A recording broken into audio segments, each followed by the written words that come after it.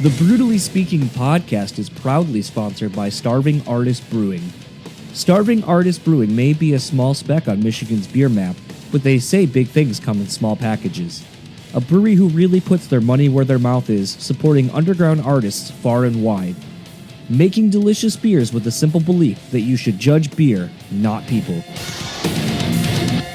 Brutally Speaking podcast is proudly sponsored by Rockabilia.com. For over 30 years, Rockabilia has been the go-to destination for all things band merch. With over 500,000 items in their online store and collaborations with today's hottest bands, you're sure to find something you love. Use our code BREW10 at checkout and take 10% off your total order.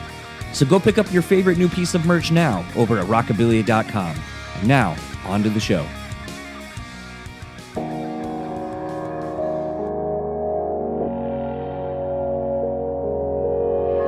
Say you have to have a lot of passion for what you're doing. This rings true because it's so hard that if you don't, any rational person would give up. It's really hard, and you have to do it over a sustained period of time. So if you don't love it, and if you're not having fun doing it, you're gonna give up.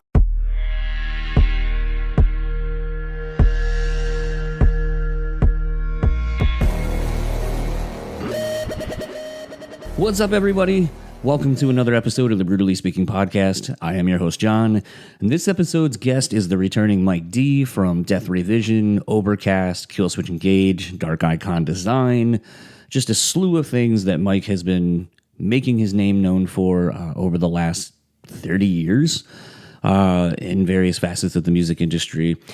And this was one that really I wanted to have happen again.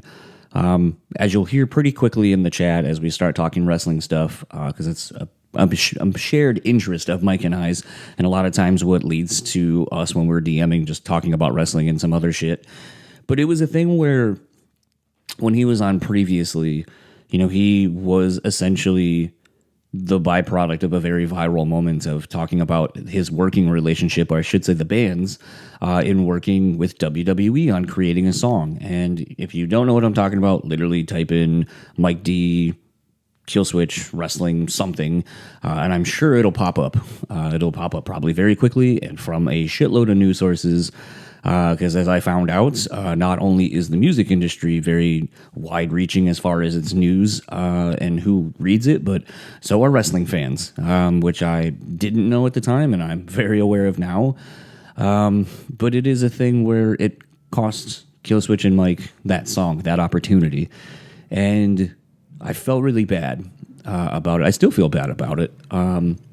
But something I've been doing, and, it's interesting, right after this chat, like a day later, I ended up having Tuck from Fit for a King on to talk about his new off-road minivan record. And something we were talking about in that conversation was, needing to make amends, either, telling people that you're sorry for something that you did that may have caused them harm, admitting your faults, or even at the very least, like understanding that people can be toxic and you just need to remove them from your life.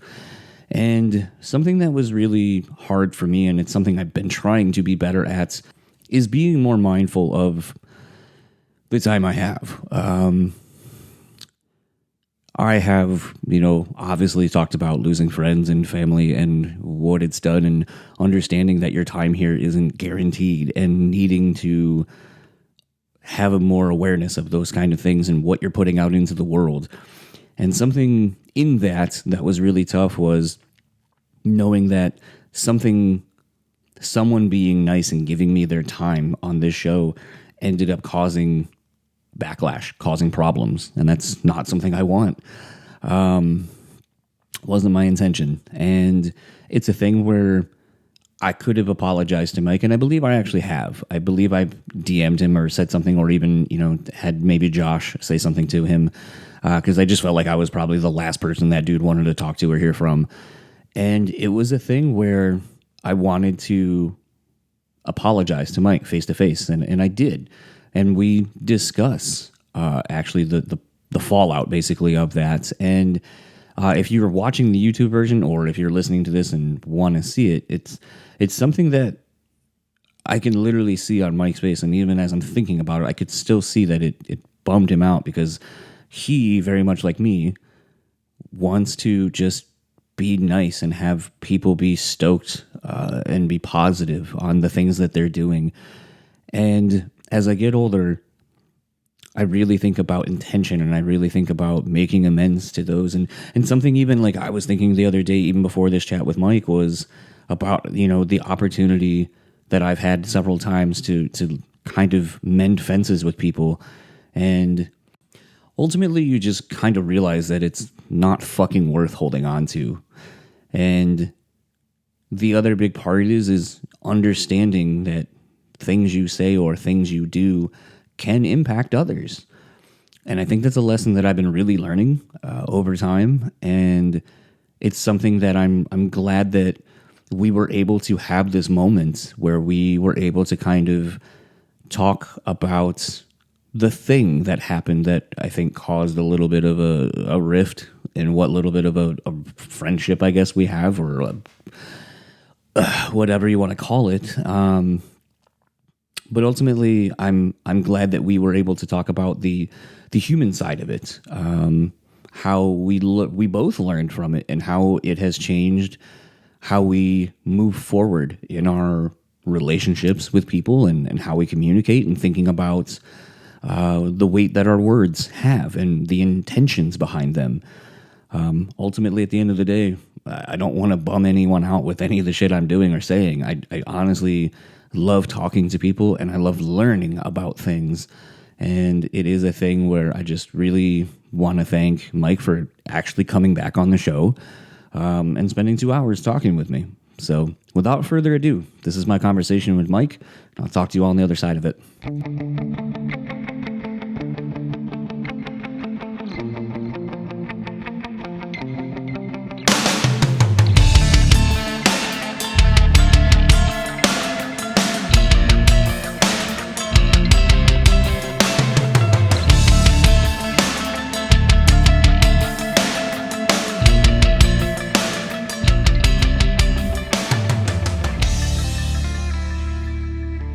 But yeah, finally got around to watching, because I saw the match, and I was like, it's weird that there wasn't a promo or anything to lead up to that. And then I found the promo as it appeared online, because now that seems to be the world that wrestling is in, where we're just inundated with like the things on TV, and you don't have to watch it because then they just break it all down into the little pieces you kind of want to watch, or breeze through the show as quickly as you want to. But gotta say, it was interesting to hear him kind of gaff in the middle of the promo, where he was like stuttering over a word he wanted to say, and then he got it back. Yeah, I just wonder if he was going to go in a direction that he wrangled himself out of, because you know him talking a little too much sometimes about some things. There was definitely 2 young buck stabs that I heard while he was talking, and I think that could have been not mentioned, but that's the way he is, and I think he wants to be controversial in that way. But I don't. It's interesting because I felt like the big one that I latched onto outside of the Bucks reference was the Bruce Campbell reference. I wasn't say Army of Darkness, but I guess it's also Evil Dead. The King is back, baby. Oh, the King is back, baby. And then he like popped himself when he said it, which made me laugh, because I was like, you don't see him usually like kind of break like that. So it was kind of funny to see him break.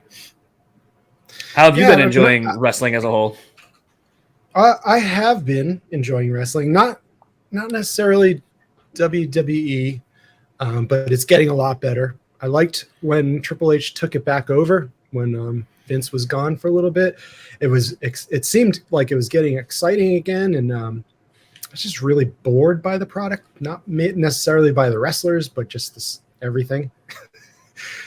So I was completely immersed in AEW for the longest time, and I still am a huge fan of that product. It reminds me a lot of Lucha Underground, which I was a huge fan of that product as well. A lot of people didn't see that thing, but a lot of the AEW stars are from that production. So it's good to see these people that I thought were great back in the day actually make it to a status that they deserve. So it's pretty rad. But I still love Lucha Underground. I watch it on tour all the time, like constantly. I'm like, oh, I'm watching season 3 again, I guess. It's so much fun. Do you ever watch that or no? Yeah, I mean, like the big one that I remember, and I'm gonna completely blank because there's just so much shit that I've watched. Because like I don't have the network anymore, but now the WWE network. But with YouTube being a thing, you can always find old matches. So a friend of mine and I started talking about ECW matches because like his kid's getting into like GCW and stuff like that. And so it's been this thing where we were talking about ECW matches. So I've been going back and watching stuff like that online, or like also about an hour ago, I was watching Andy from Eats It or The Butcher was on the Knotfest thing, and they were talking about like 1995 Bash. I think it was Halloween Havoc pay-per-view. So it's just like I've been kind of in like WCW, ECW kind of mode, like early to mid 90s as my go-to recently of just kind of like comfort food wrestling. And I was watching, I think it was Sandman and Raven, ECW. And I was like telling my friend, I was like, dude, it's so wild to like watch how just beyond like a lot of what's happening, like what they're saying and what they're doing, like there's just so much weird little shit that like you just couldn't do today. Like I was like Raven and Sandman, Raven's like got almost a full crimson mask. They're in the fucking crowd. And at one point, like Raven just whips his hair back and blood just whips onto this dude's face, like right behind him. I was like, no fucking way would that be able to happen today. Like, wouldn't be able to happen. Terrifying. I would not want that to happen to me, but it's fun to watch on TV. I was a huge ECW fan growing up. I loved it. That was what got me into wrestling.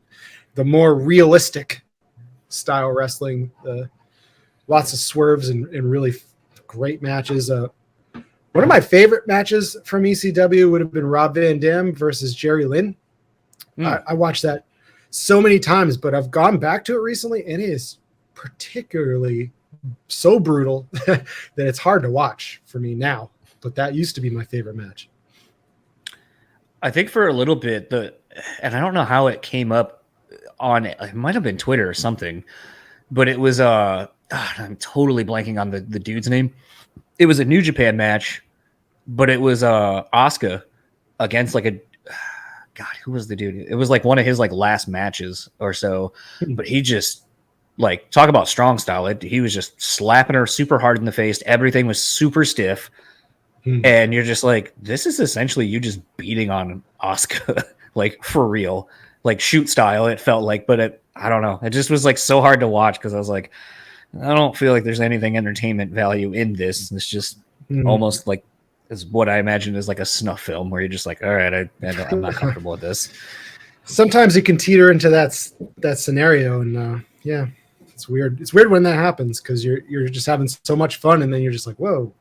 This just took a turn for the worse. Yeah. I mean, I guess to kind of talk about the thing, since that's actually why you're here to talk, not about wrestling. I feel like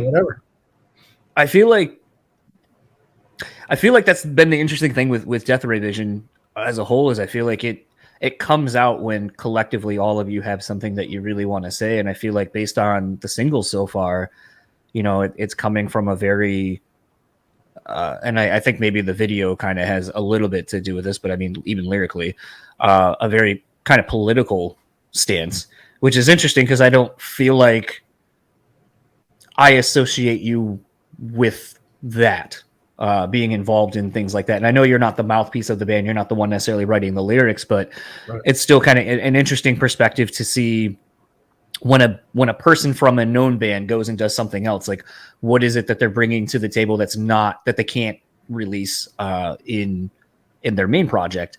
And I think between obviously like Overcast and even Death Ray Vision and so forth, it's always been kind of interesting to see where you kind of follow and fall into. And I feel like this is a lot more kind of punk and metallic leaning, like straight ahead, like kind of Motorhead punk metallic kind of leaning than I'm even used to hearing from you. So it feels kind of fun and refreshing and almost youthful. Like there's kind of a youthful aggression to it. Oh, nice. I mean, that might be because we tuned the E, drop D. So it's got that sort of 80s vibe to it. But yeah, I'm not a political guy at all.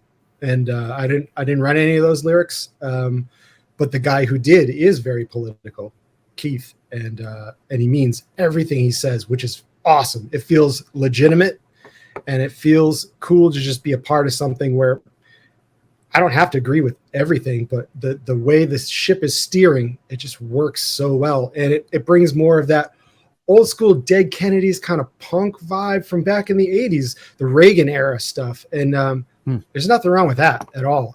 That part really stokes me out. I just wasn't sure climate wise how some of these videos were going to go over.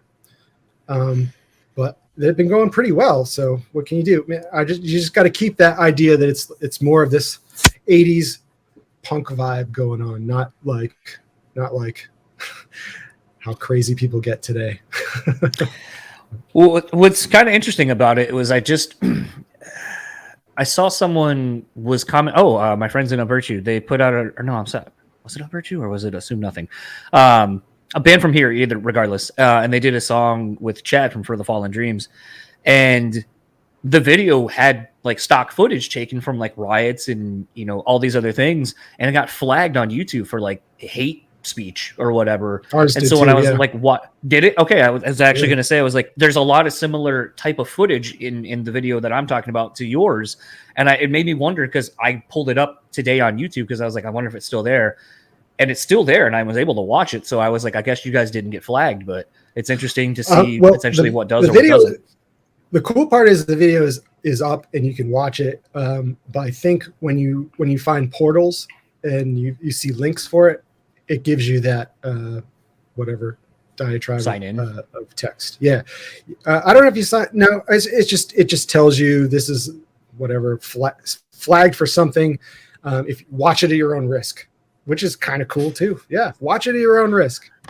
Take your life in your own hands and watch a video. It's gonna be good for you.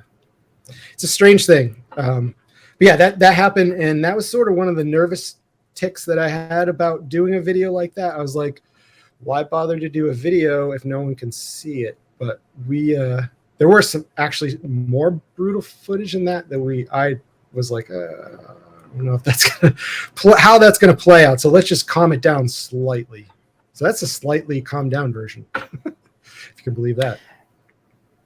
This might be a weird question to ask, but it's the first thing I kind of thought of when you said you even kind of toned down the video. But is there a part of you, literally and figuratively, as an artist who performed this music that is inspiring and putting the images and so forth, and also as a graphic designer, is there a part of you that doesn't want to censor your art at all and tone it down so it can be consumed by others, but just to be more visceral?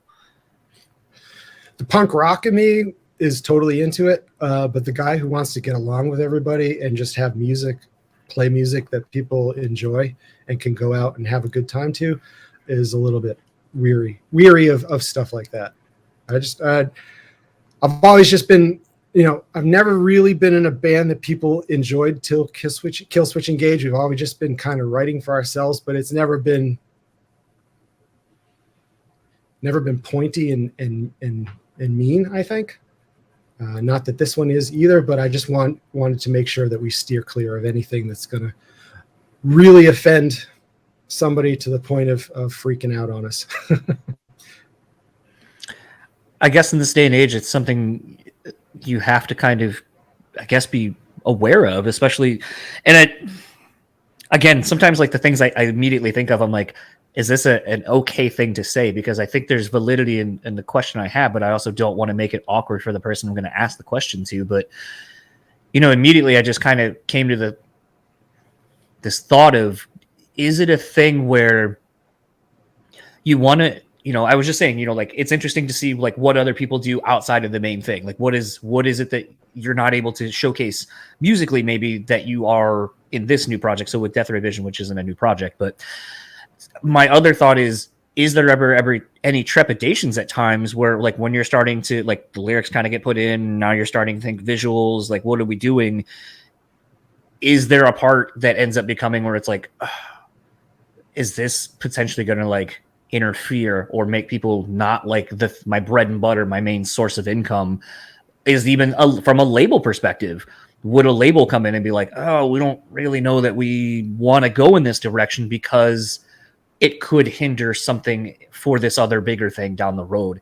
I would assume probably not, but it is a thing now that we live in a world where we always have to be aware of what we say and what we do and what we're putting out there and the repercussions that could become of it, that I could understand from the business side of things that maybe these are hard conversations you have to have with yourself and with others that are a part of your team. I guess only if it's incredibly offensive and it makes sense. I don't feel like I've been a part of a project that's ever gotten me into trouble like that. It's in the back of your mind for sure. I've definitely said things in interviews that got me in trouble, but never in a band. Never in a band. It's funny that since becoming friends with Amy over the years, and I have apologized to her countless times for the trouble I got you all into. Well, the fortunate thing is it all works out, and I learned my lesson.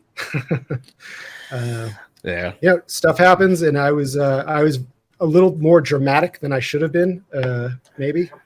But at the same time, what I was saying was the truth. And we were talking about a Roderick Strong song that Killswitch was in the middle of recording that the band wasn't super happy with. Sorry, the band wasn't happy with it. It's the way people feel.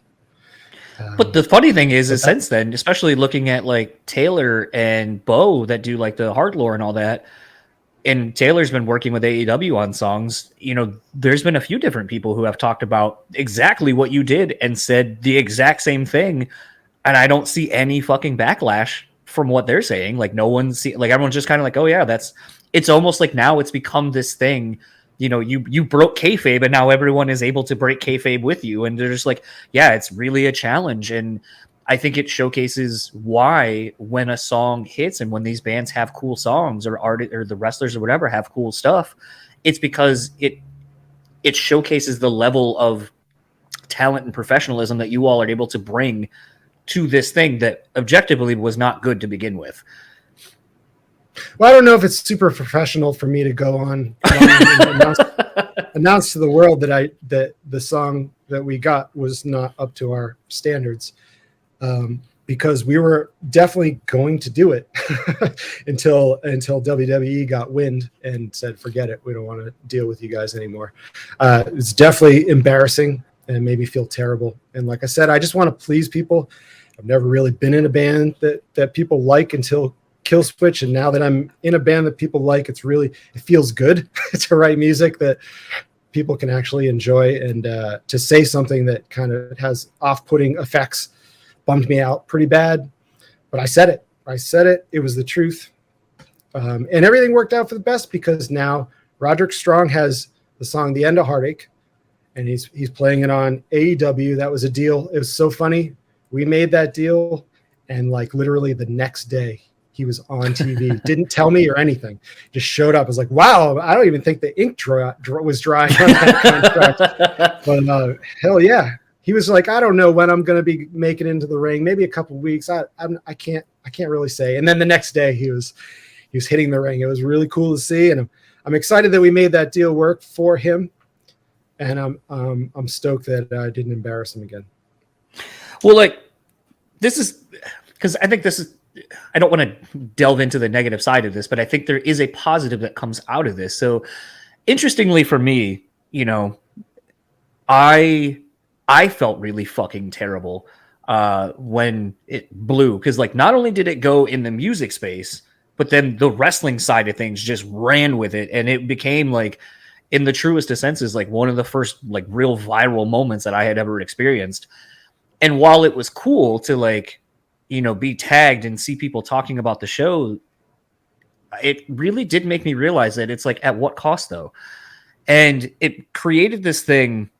And I talk about this quite a bit, where my dad had a conversation with me around that same time about like, what do I want to do with my platform? And I'm like, dude, I don't have a fucking platform. Like, I just stare at my computer screen. I talk to strangers, and then it gets uploaded and maybe people listen to it. And it was one of the first times where like me just genuinely being a curious person and asking the question, it had ramifications. And it really made me realize that like I do have a platform, and that I need to be more aware of like something someone says can get someone in trouble or can cost them something, and to be more cautious or just kind of being more understanding of that. And there I have don't know been if it's times your where job. I think if you I feel like it is. somebody, if you get an answer out of somebody that is really good, I mean, and they don't tell you don't use it, you have all the right to do that. I just feel like I could have been a bit more tactful in how I presented the information, and there was probably gentler ways to say it. But at the time, people weren't happy, and I was kind of the only one that wanted to keep going with the song. So it was a lot of push and pull going on, and I think I was maybe feeling the stress a little bit from that. But it's something where it's honestly made me realize that there are some things that like you should just have. We need to be more tactful at times when communicating, and especially if we're talking about somebody else or their livelihood or whatever. And it was a big teaching moment for me. So it's like I felt so bad. I remember texting Josh, and I was like, and I could have texted you, but I was just like, I think I'm like the last person Mike probably wants to hear from or talk to at this point, because like I just fucked up his like thing that he's so passionate about. And he was like, it'll be fine. And he goes, honestly, I told him too. I was like, that might have been the most interesting and fun conversation I've heard him do. And I've known that dude for decades. And I was like, yeah, but like, it still sucks. Cause like, I feel bad. Like as a person who wants people to be happy and get along and be stoked on everything, it really fucking bummed me out. And it's like, I don't know. It reminded me of that movie Wishmaster, where I was like, oh, all I wanted was to have cool people on and like have people find the show and be into it. And then it's like in Wishmaster, like anything you wish for, there's like a horrible repercussion of it. Like, dude's like, I want $1 million. Well, it came at the cost of his mom like dying in a plane crash, and you're just like, okay, that sucks. You got what you wanted, but not the way you wanted it. And so it's like, to me, like that was the first example of kind of really understanding that and just kind of being like, sometimes like it's careful what you wish for, because when you get it, it may not be how you want it or why you wanted it. And I was like so fucking bummed. And like I said, apologizing to Amy several times over when I started working with her, and now being able to be face to face with you and just kind of being like, apologies, because like that sucks, and I feel, equally as responsible. But I think it's something I've learned from, and I've taken, and I feel like has made me a better person. And obviously, you just kind of said it kind of came full circle in the grand scheme of things. Like you obviously still have the relationship with Roderick, and we're able to do something with him down the road. So it all ended up working out. But, I feel bad because in the one hand, it was another opportunity for you to do something cool for one of your childhood passions of wrestling, and, combining something that you've been working your ass off for all these years and making music. Well, I don't blame you, so don't feel so bad. I blame myself. It was me who said it. It was me who kept going with talking about how I didn't like the song, or people didn't like the song. So it's all on me. And I definitely had a couple months of sleepless nights, and definitely that pit in the bottom of my stomach that like I didn't even think about it. And I had gotten a call from management just saying, I don't think WWE is super happy with you. I'm like, uh-oh, what did I do this time? And then it all came rushing back, and I've definitely learned a lot. I've grown a lot, hopefully. We'll see now that I'm doing a bunch of interviews again. I just want to spread positivity at this point and make sure everyone is having a good time, because this life don't last too long, and you gotta give it all you can, and just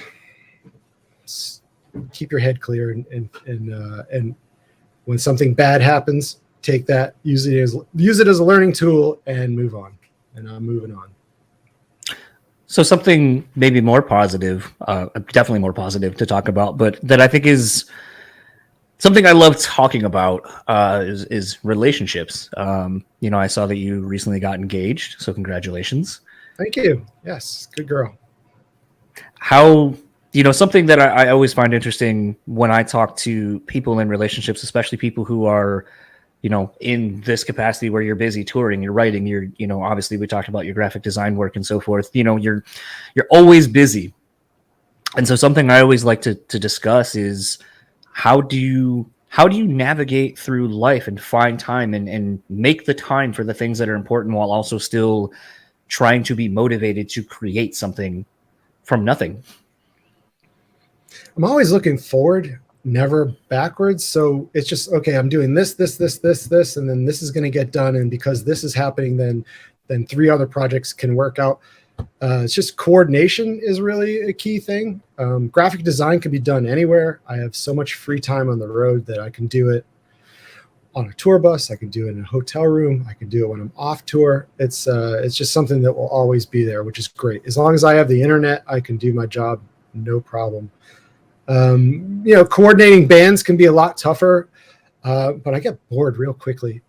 And, I just had somebody asking me questions about something that happened 30 years ago. I think next year is going to be the first Overcast record, Expectational Dilution's 30th year anniversary. He was asking me all these questions about it, and I just couldn't remember a thing because I'm constantly looking forward. Everyone's like, taking me back to the past and stuff I really haven't even thought of yet. There's just so much happening in the future that it's hard to dwell, I guess. And I'll be able to dwell when the bands are done and I have nothing to do and I'm bored out of my mind. But it's hard to come up with answers for stuff that happened so long ago when I just, it just hasn't even entered my mind since then. Well, I think that's an interesting thing I've really stumbled across in the last year or so, is thinking about, and a lot of it really just stems from when I do mushrooms and stuff like that, I get really fascinated with time and the idea of time, more so from the perspective of past, present, and future, and how at times you the greatest example, quick story, is I remember taking shrooms, walking with my friends who brought their dogs, and they have little tiny dogs, so they had to stop all the time while we were walking so they could rest. And I remember there was an old couple in front of us and then a jogger. And at one point we had passed the old couple, and then the jogger passed by us. And I was just started laughing. I go, it's really weird that we exist in our present. They were ahead in our future. Now they're in our past. And then the lady was ahead in our future and just traversed through our present and into the past. And just thinking about that as a concept. And in recent years, since kind of doing more microdosing and stuff like that, and therapy and a lot of other things, I've just kind of have stumbled across this thing that, you as musicians, and especially those at a certain level where you're doing press and so forth, and have had the longevity of a 10, 15, 20, 30-year career, that you exist in these interesting planes where the things that you are living through now are going to inspire whatever is the next thing that you're going to create. Then you have to record it. But then you have to, when you start getting ready to tour, do press, you go backwards and rethink about all the things that essentially led you to the inspirations. Yeah. Then you're also existing way in the past of when someone found you. So I found you on the End of Heartache. Okay, so that was, 2003 or 4, whatever that was. I have grown exponentially since then, but for you, I only exist in this tiny window. Thinking about how people think of you and the eras of you. And I think that's just such a fascinating thing and such an interesting idea of how does one navigate having to be something in different parts of you for so many people. It can get confusing if you think of it that way, I suppose. I don't know. Like I said, this ship just goes one way. It's just forward. And I'm just looking at, okay, a month from now, 2 months from now, next year, this is going to happen. And it's hard to just go back and live in the past. I'm not that football player that keeps thinking of his high school, game, because I'm still having those games. I'm still doing some pretty incredible stuff that's going to be memorable years from now. And it is funny to lay something down and then 10 years later or so, people actually pick it up and say, oh, this, I dig this right now. It's every recording in the studio is like a captured moment in time, and you replay that one moment in time back over and over again. You can reminisce, or you can think to the future, I guess. Are you someone that's good at being present in the moment and understanding that when something's happening, to appreciate it, or because you are seemingly repetitively have said, I keep moving forward, are you not good at doing that? So I went to The Cure last night. They played in Boston. How was that? fucking amazing. Set list was on point. We were real close. I was right on the button.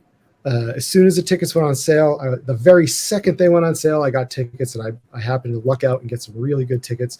The whole time I'm there, I'm like, I got to live in the moment. I got to look. There's Robert Smith right there. I'm looking at him. Fuck, how am I going to get out of the parking lot when I get out of here? Where did I park my car? Because it's such a far walk to get back to where my car is. And if I don't get out of here soon, I'm going to get stuck in traffic. Like that's how my stupid brain works. I'm not at the concert anymore. I'm leaving the concert. And then when I'm leaving the concert, I'm like, when I get home, I'm going to throw on this pair of shorts and I'm going to brush my teeth and all. My brain is so frazzled. I cannot, living in the moment's a little bit harder for me, I guess. I feel like I wonder because I have the same kind of issues. And like my mind's just always going. It's always thinking of things. It's always looking for, I don't want to say like distractions, but I feel like booking shows, having been in a band and done some shows and stuff like that. It's like, I've always joked getting into all the different facets of the music industry that I've navigated through has essentially ruined my fandom of it. I can't go to a concert anymore and not think like, okay, like, looks like it's doing this well. This room holds about 1,800 people. Tickets are about $30 some odd. All right. So the gate probably was this. What was the guarantee? Is the venue making money? Da da da da da. Do you ever do this? Do you ever look at like a member of the band and think, is he thinking that he's having a terrible show? Does he think that he's not getting the response that he deserves for this? Is he bored? Like all night, I was looking at member of the Cure. I was like, okay, he's probably not having a good time. Maybe we're not clapping loud enough for this guy. I don't know. I just thinking about everything but the music. I do think about that, but a lot of times when I am watching the bands, I think one of my favorite things to notice is like when someone fucks up and then someone else, like I sometimes will catch it and I'm like, oh wait, that wasn't right. And then I'll look to the person or I'll look over at the person and then I see like if it was like, you know, we'll say maybe it was Joel and like you're near him and then you'll look and you'll just kind of all start laughing or all of you. And then I'm like, oh yeah, there are probably 99% of the people watching the show that didn't catch any of that, didn't even notice there was a flub. But I love that all of a sudden it makes everyone pull out of the autopilot of like, okay, we're playing this song for the millionth time or whatever. Oh shit, a flub. Oh man, you fucked up. That's funny. And like it's a real moment that's only happening right then and there.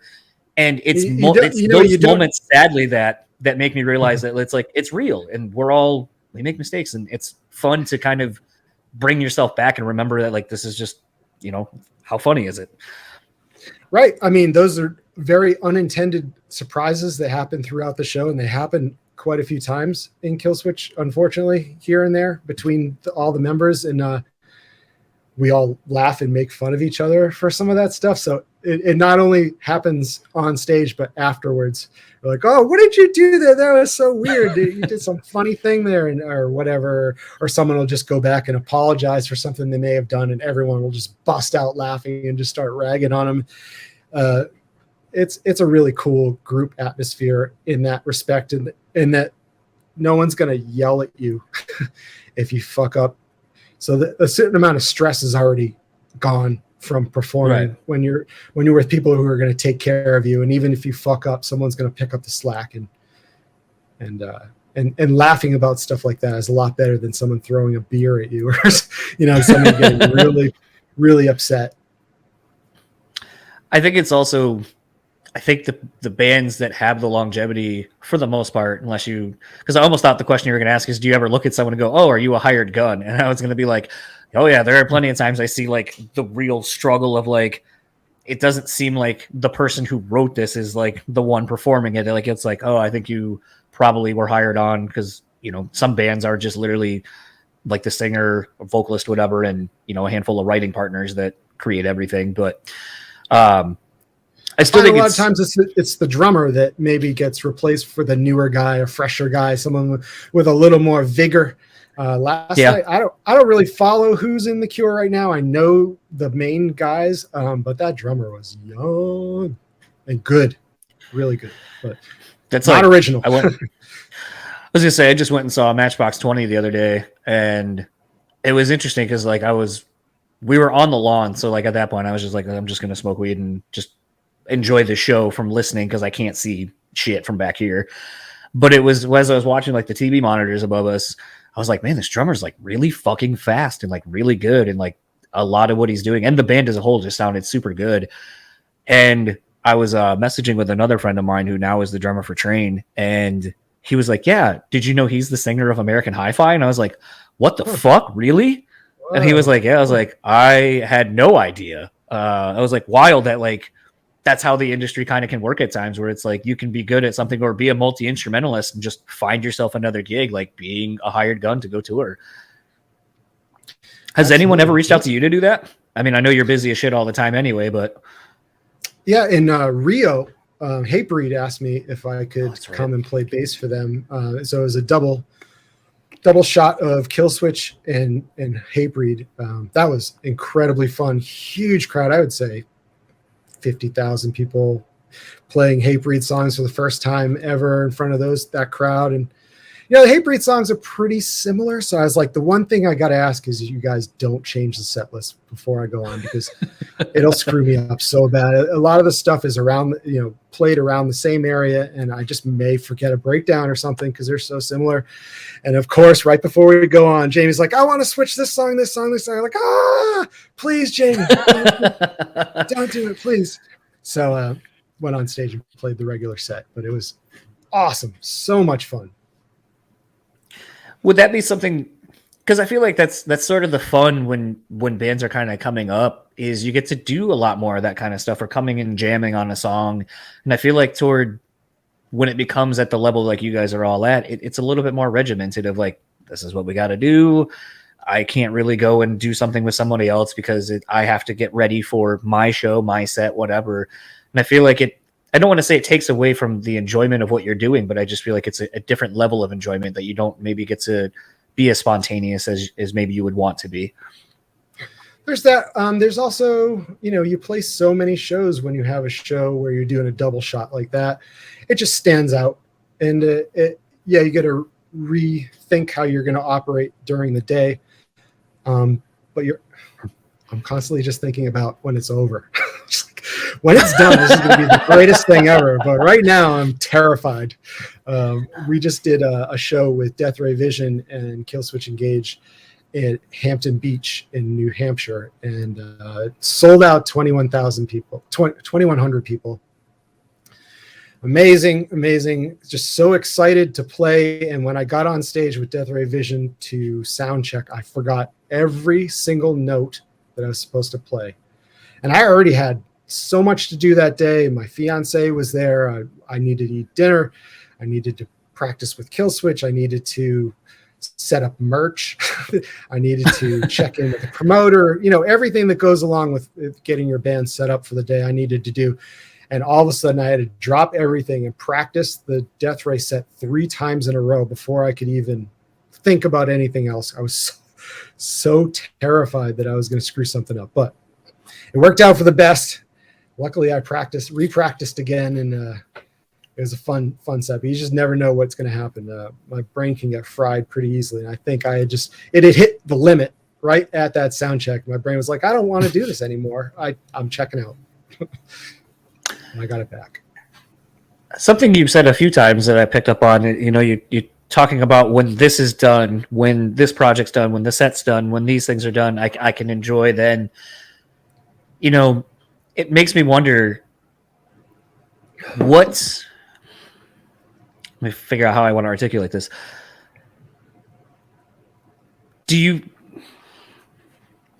All right, so here's kind of where like the impetus of like my thought process went. So when I talked to Justin one of the last times, he was talking about how performing Killswitch stuff is getting harder for him. Like physically, it's getting harder for him to play the songs, play the sets as long as they are.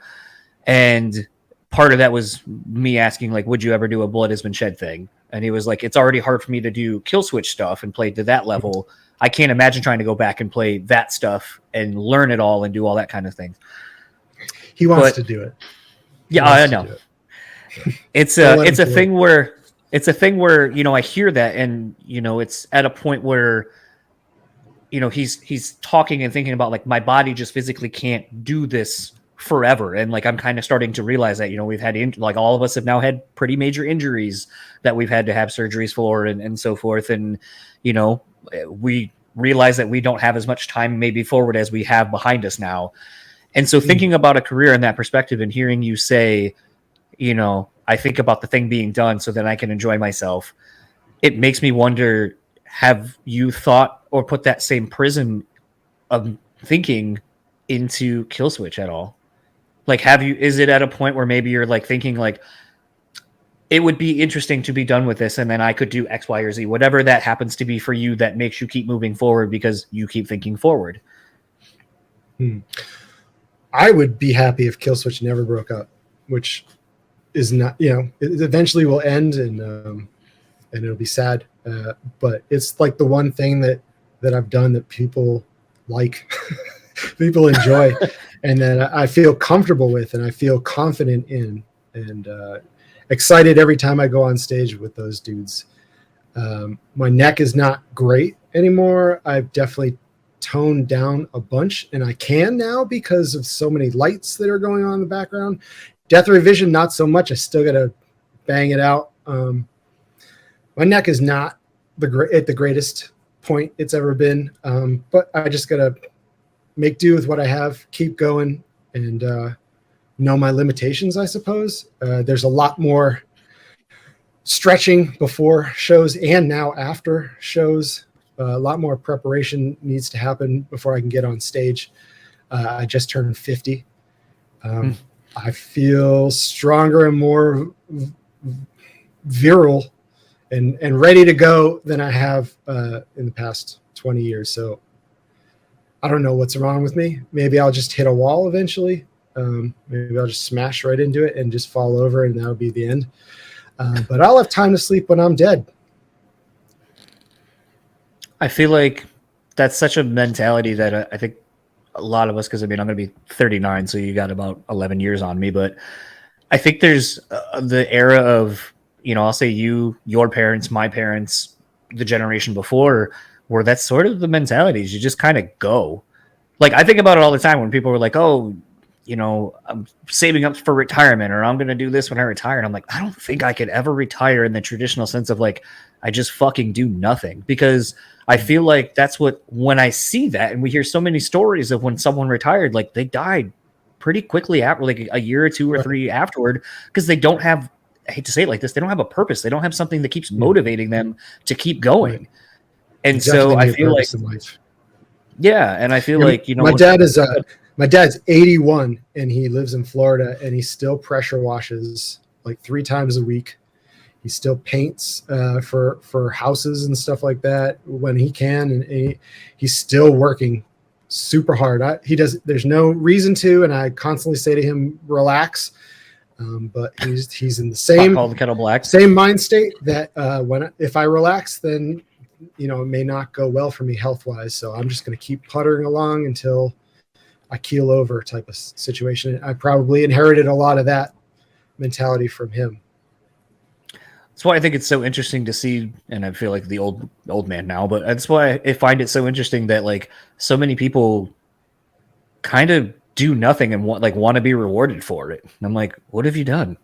You're not doing anything. You're not really contributing. You're not working, but you just want like all these things. I want fame. I want money. I want.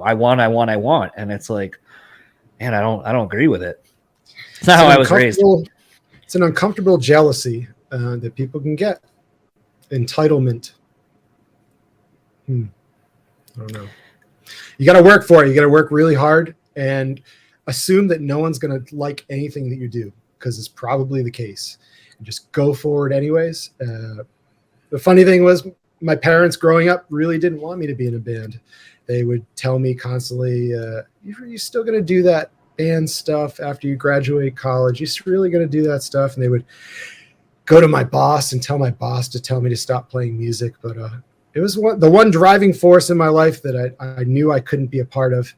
And I just kept going anyway. Graphic design, music, just forge ahead. I don't care what anyone says. I'm going to just cut you off and just put blinders on and do my thing. If I fail, it's because I tried. I think the interesting thing that I've learned in doing like this, the show, and talking to people like yourself that are busy doing a ton of stuff, it's so funny that some people would look at us and go, it just feels like you just don't want normalcy. You don't want to really work. You don't want to commit to like a 9 to 5 or a career.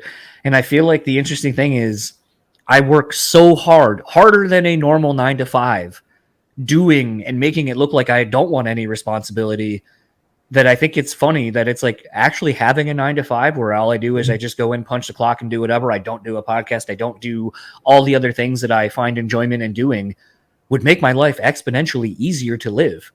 But I don't think Sure, I would be I don't think I'd get as much enjoyment out of my life by doing that.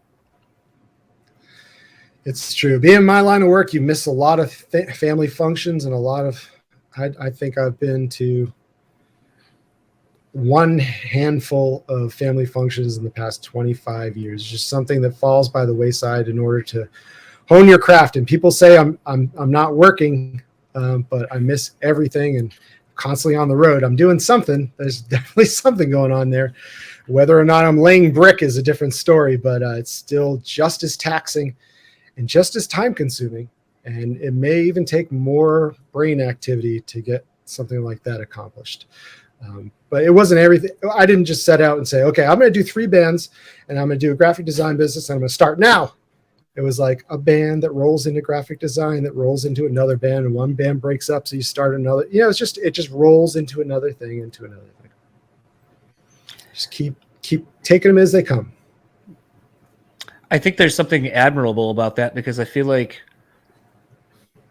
I think one of the like first things that I like would think of if someone were to like if I were to hire somebody, like, and recently at the job that I just left, you know, I was in charge of hiring people, and someone that I hired was like, oh, I cut hair. I'm also getting into graphic design, starting my own clothing company. I also do this. I'm going to school for this. And he's like, I only have like 1 or 2 days that I'm available. And I remember being very intrigued, and I was like, I like this dude. And I was talking to my district manager who would have to interview him. And he's like, it seems like he's really busy. And I go, but those are the kind of people you want, because like they're the kind of people who don't adhere to any kind of like, oh, I need this kind of a set schedule. And I go, they're the kind of people who will find the time to do whatever they're passionate about. So like if he wants this job, he's going to want it, because like clearly he has a bunch of other stuff he could be doing. And I go, It's not like this is the one person. And I go, I tend to find that those people are going to be the best to work with, because they're going to come in, they know what they need to do, they're going to come in and kill it, and then they're also going to leave and then go do their other thing and just keep going, because they're trying to grind and they're just trying to be successful in whatever capacity that looks like for them. And or you'll know right away if they don't like it. They'll tell you right away, 100% too. This isn't for me. So the good part is you could weed out the people that don't want to do it, because the person that you're referring to would tell you right off the bat, oh, this isn't for me, or I have a bunch of other things going on, which is better than someone attempting it half-assed. You know? Yeah. I know it's always kind of hard to answer this question, but something that I was just talking with a tattoo artist friend of mine the other day, and we were talking about, you know, him kind of getting back into more like neo-traditional style, because he was kind of really immersing himself in realism and so forth. And he goes, you know, it's funny, I was thinking about a previous conversation you and I had where you came in and did something after a cancellation, and you're like, oh, I really enjoyed doing this. And I said to him, I go, well, why don't you keep doing this anymore? And he goes, oh, well, you know, no one really wants to get it anymore. And I go, if you want to do it, you have to put in a little bit of work, have some pieces ready to go, showcase them that you're willing to do them, and then still say to people like, hey, I'm taking appointments, I'm interested in doing X, Y, or Z. So he started drawing up more designs and kind of getting back into it. And he's like, it's been really fulfilling, because I felt kind of stagnant doing the one thing for a little bit. And kind of thinking about that since we had that conversation a couple of days ago, and knowing that you and I were going to talk, I don't think I had asked you when we were talking about graphic design work the previous time years ago. I don't think I'd ever really asked you if you ever feel like you, from a graphic design standpoint, have gotten stagnant or needed to kind of get out of a certain style or do something to incorporate something else that has you excited to be like, oh, I just learned this new thing, or I took more photography doing whatever, and now I want to incorporate these things. So I kind of wanted to pose that to you. Was there ever a point where you kind of felt like you were hitting a creative, like, this is just kind of what I do, and I need to break out of that thing to be excited about it again? Well, I guess the good thing about being in a ton of bands is just jumping back and forth between between tuning, between styles, and then throwing graphic design in there. That I kind of don't really have time to get bored. It's just so much of different things. And if I do reach a point where I just can't do it anymore, I just walk away and go and approach a different project that I may be working on and kind of turn that side of my brain off that was working on a project. I'm definitely a big believer in creating something and then coming back to it the next day and then having a fresh look at certain things. I think that really helps a lot as well. Did I answer the question? Yeah, I mean, because I just always wondered, like, because I feel like that's sort of the interesting thing when you become known for a style or a visual rep, like when you've earned the right to kind of be like there's stuff that when you do it, it's like, that's a Mike D thing. You have kind of become, to me, in the same breath in the music industry, like a Jeremy Saffer or like some of these other people, when you see Derek Hess, when you see their stuff, you know it's theirs. Like you have created your own style. But it also is a thing where I sometimes wonder creatively if like it ever felt limiting to have kind of created the style and go, well, this is what everyone expects me to do now. I can't really branch out and do something different from that like I would like to. Well, one of the I have a cool job where I can do different things, and one of the cool things that happened on the Slipknot tour with Killswitch Engages, we added a bunch of LED screens backed into the production, and I started getting into After Effects and doing layering video for the video walls. That was incredibly fun, and it sparked an enormous amount of just energy and ideas. And I started going all full force into video, and there's just so much I need to learn, and that can hold you back sometimes as well, is jumping into a kind of a new thing. But the raddest part is that it's a lot like Photoshop. So to answer your question, I did just start learning a new program. After Effects is incredibly fun. I'm doing some lyric videos for Death Ray Vision. I'm doing some video ads. I just edited my first GoPro footage from 2 different angles of a Death Ray Vision set that I posted online on YouTube. And my goal in that respect would be to do a video someday. I'd really love to get a third GoPro and get 3 different angles and shoot a video. That would probably be one of the coolest things.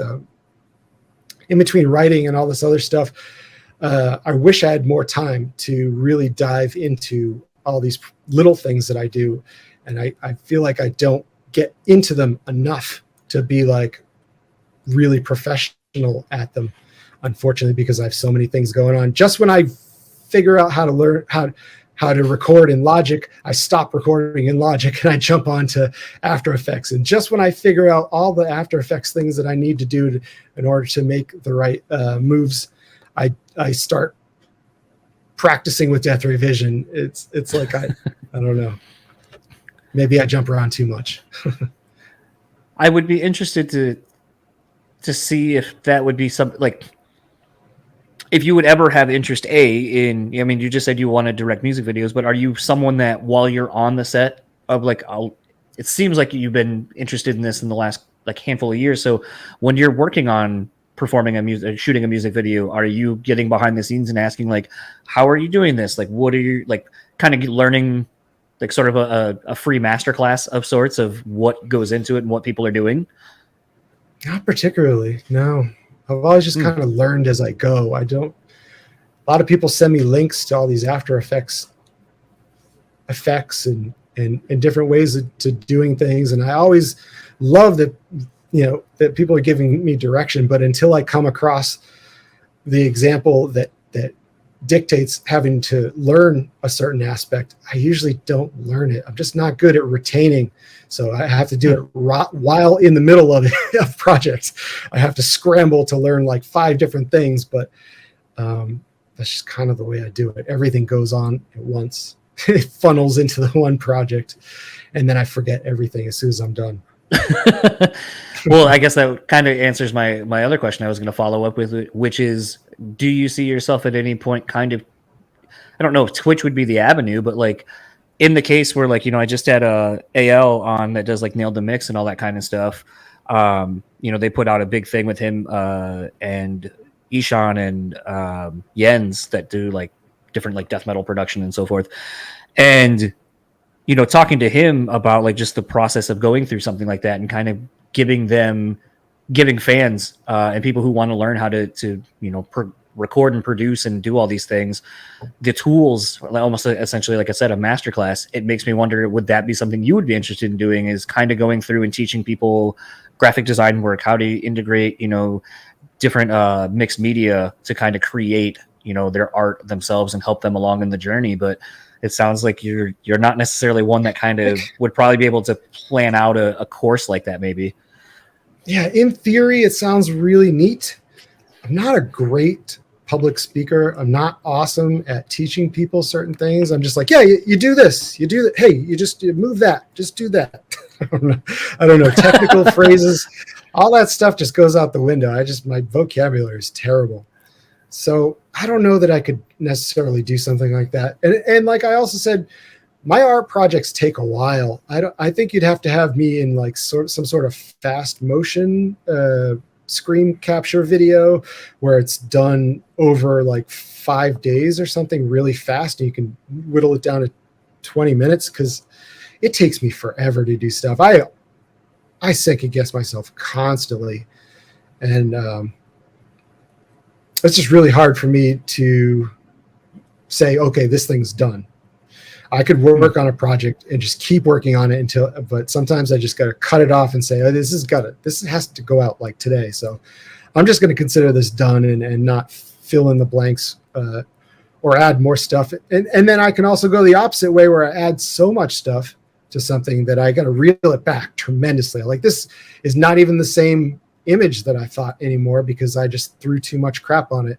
But in there lies looking at it a second day, looking at it with fresh eyes, remembering to back off after a while and come back to it later. And a lot of times I can see right away what the flaws are and be able to fix them. But I don't know if that would work on Twitch necessarily.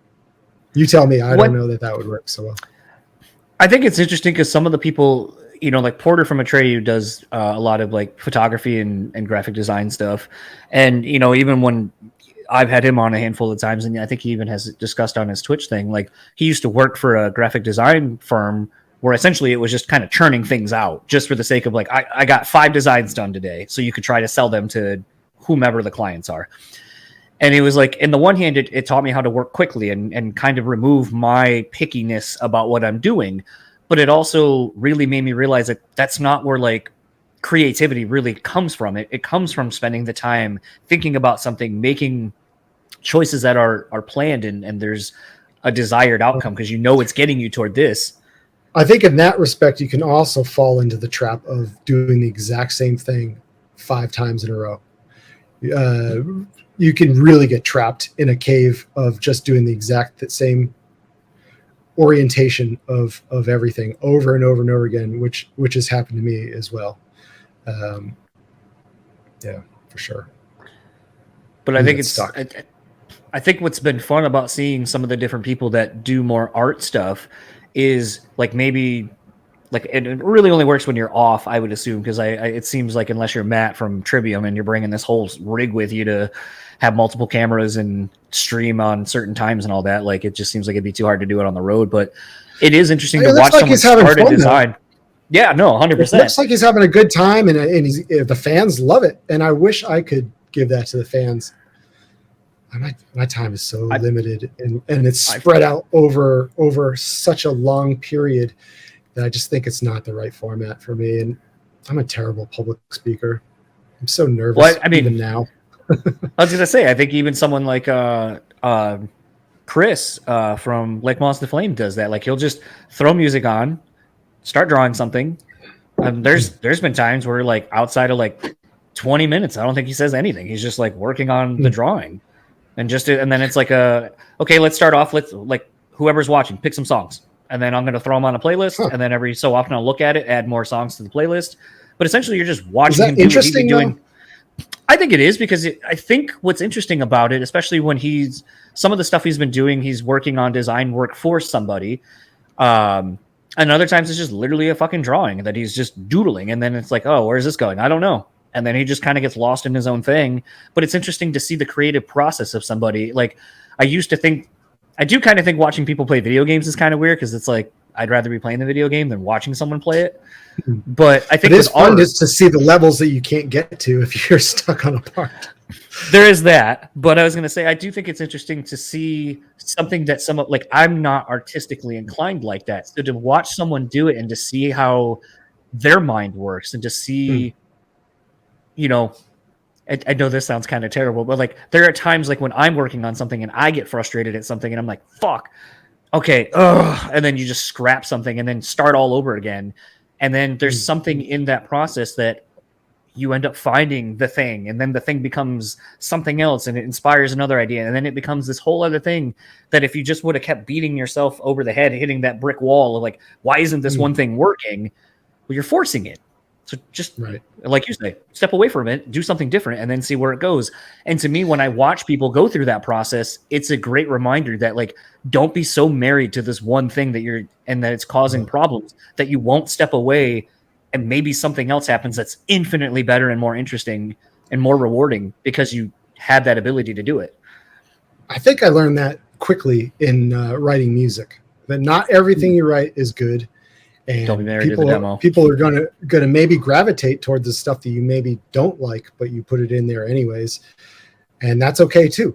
And it's just repetition, and just even design work. Like, if I'm gonna do a logo, I probably do 50 to 60 logos just to get the one that the client really wants. It's just a lot of spinning my wheels to get to where you need to go, because it's a lot of spitballing and throwing things against the wall.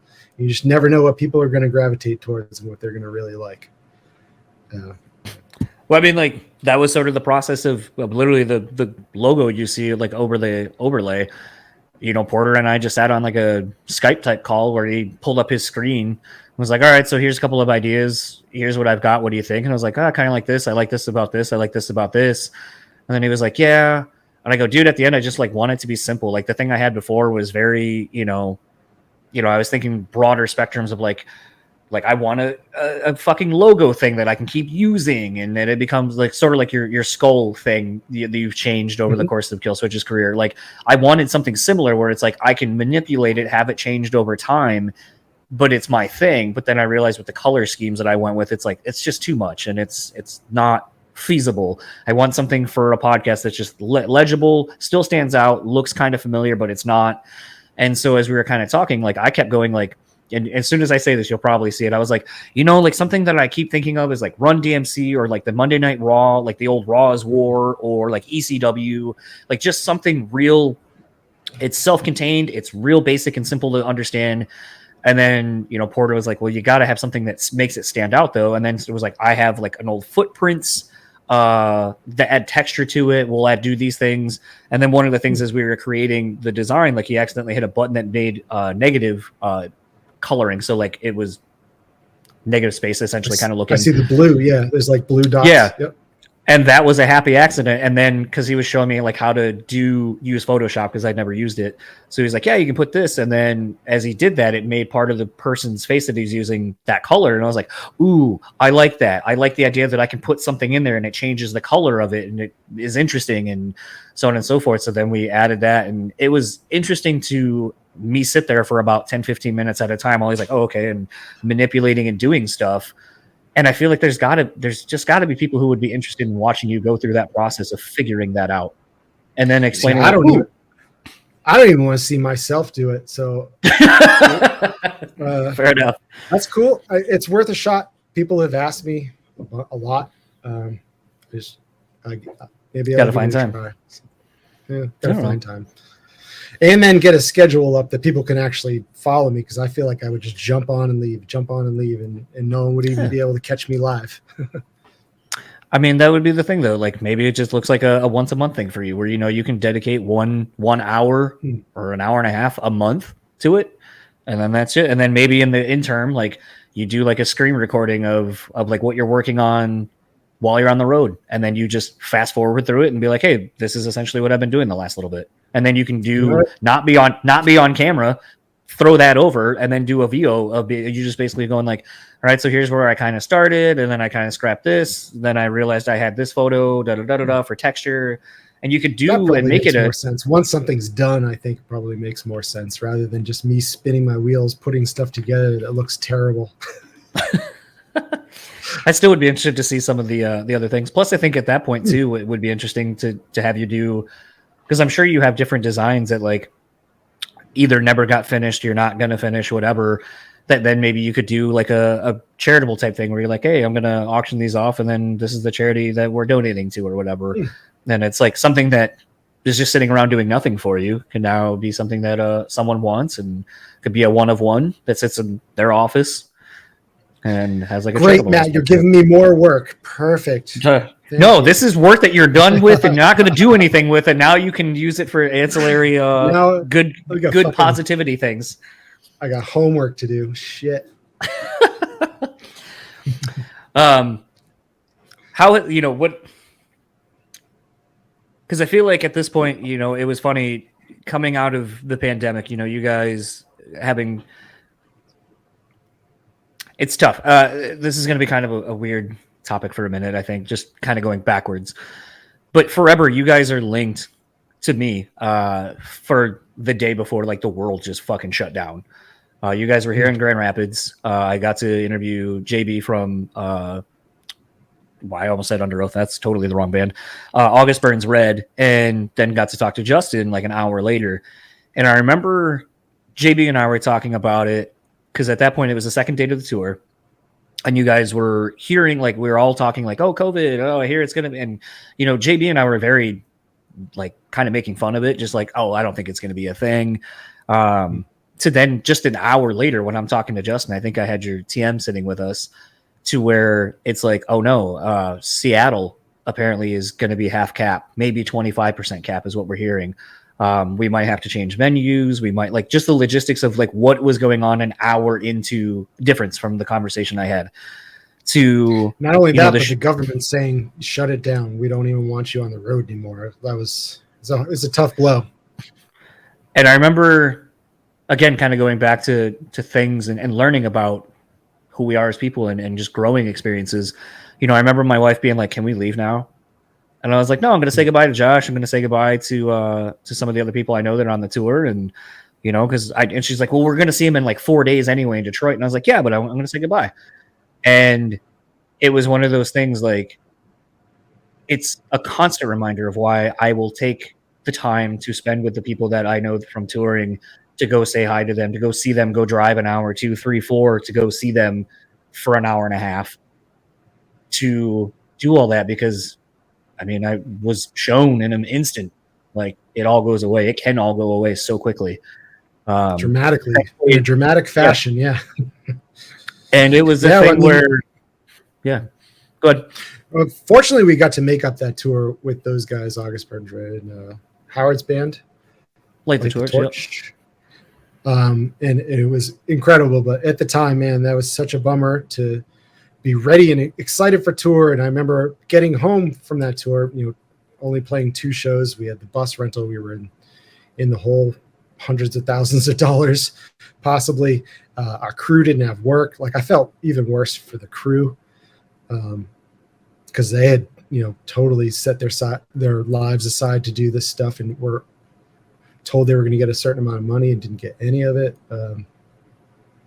It's pretty rough. It took me, I would say, 2 months to get out of the funk because of the news and everything that was going on. And I didn't go near graphic design. I didn't even listen to music.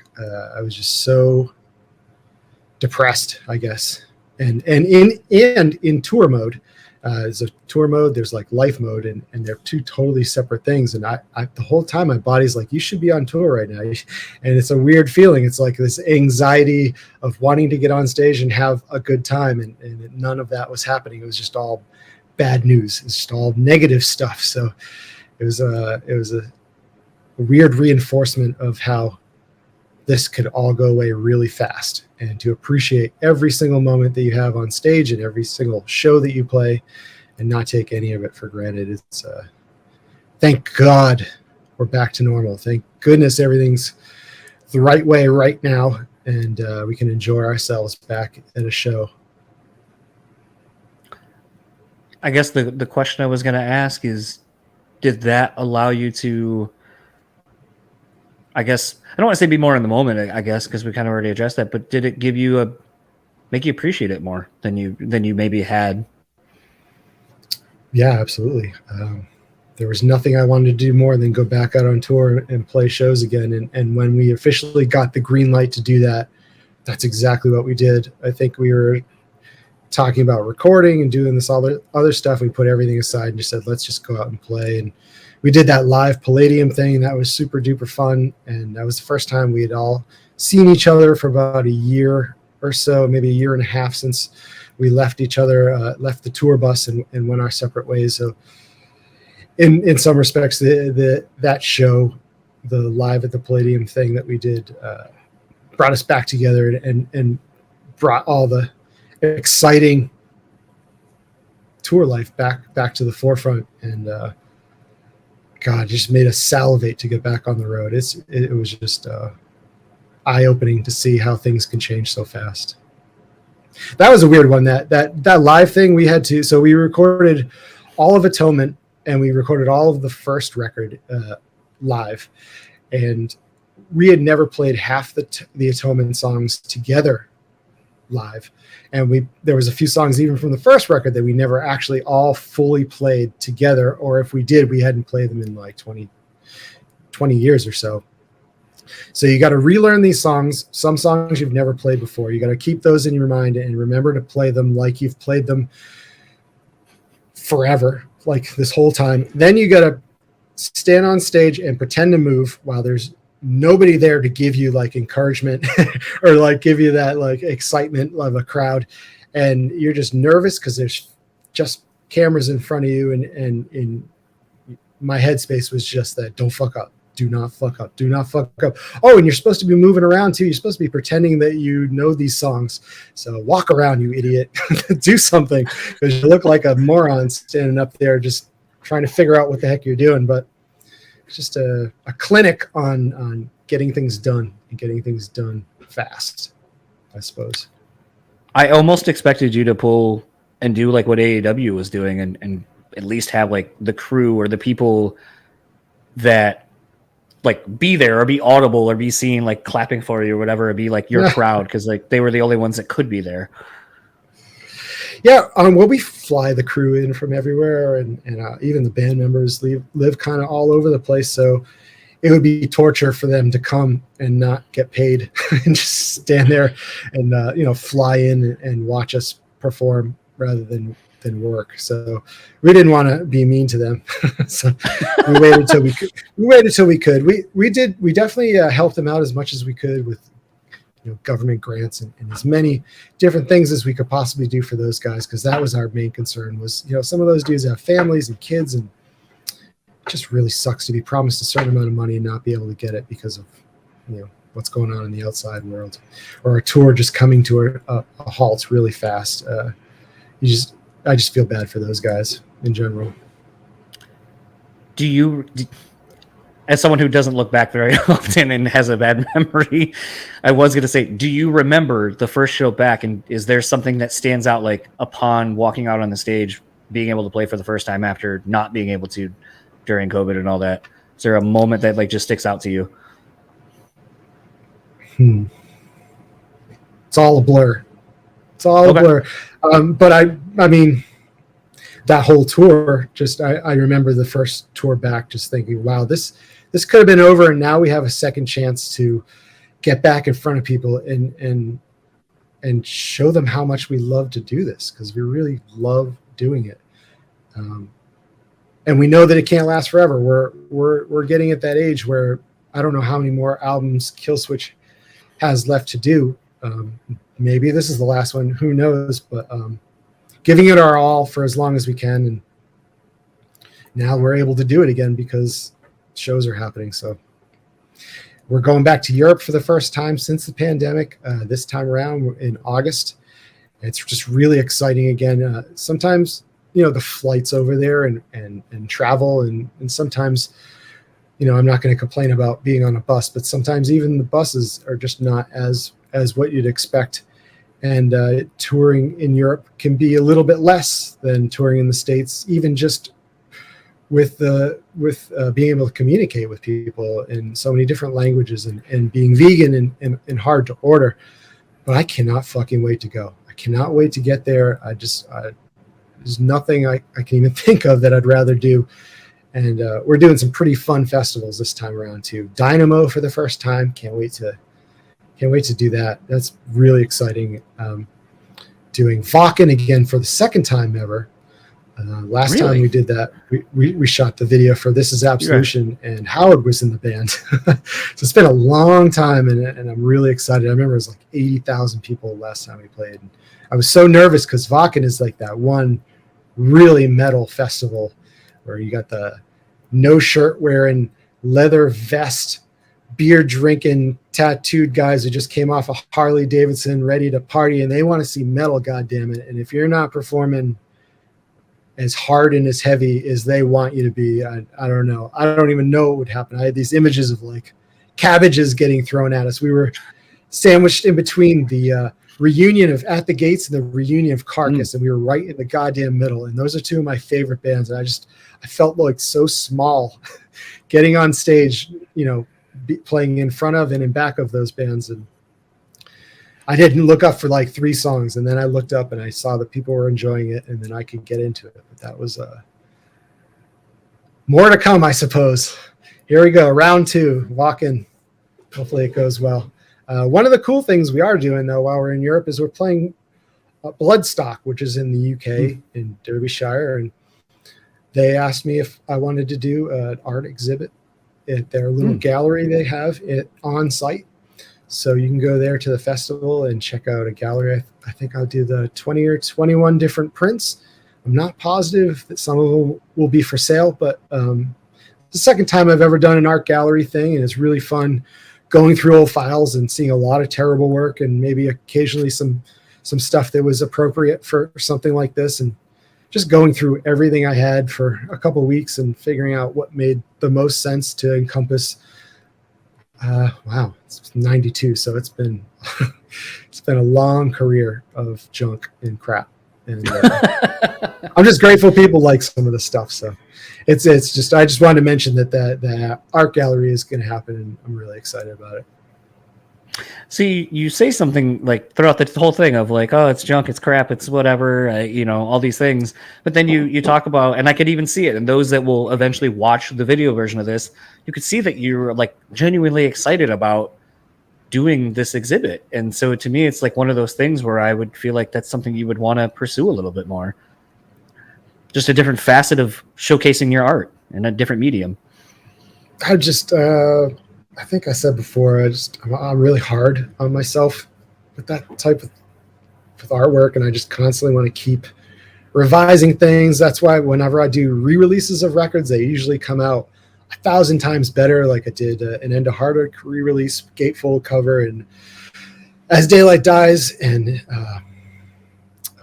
Alive or Just Breathing, and was able to dive back into some projects and right some wrongs that I had done in the past. And I really am not incredibly happy with a lot of my work, which is just the way I am. So when I'm able to dive back in and fix some stuff that has been nagging me or that I've seen, and every time I look at the piece, I'm like, I fucked up that thing right there, and I screwed up that thing right there. I was able to right some of those wrongs and make me just slightly more happy than I was before. This might be an odd question, because I would assume, like, you went to school for graphic design and or art, and as a whole, I would assume? Is that you went to college for? 4 years of college, 4 years of high school, technical high school, graphic arts. So, if the college part of it is anything like some of the people I know that have gone to that, it's like you have to submit work to be able to get in.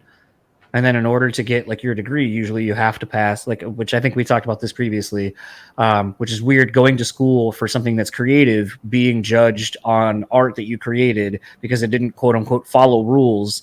But the people that you're supposed to be taking inspiration from to create your own thing, those people didn't follow traditional rules either. So I always thought it was kind of a weird thing of like, how do you grade someone on something that they're creating based Sure. on people not following rules?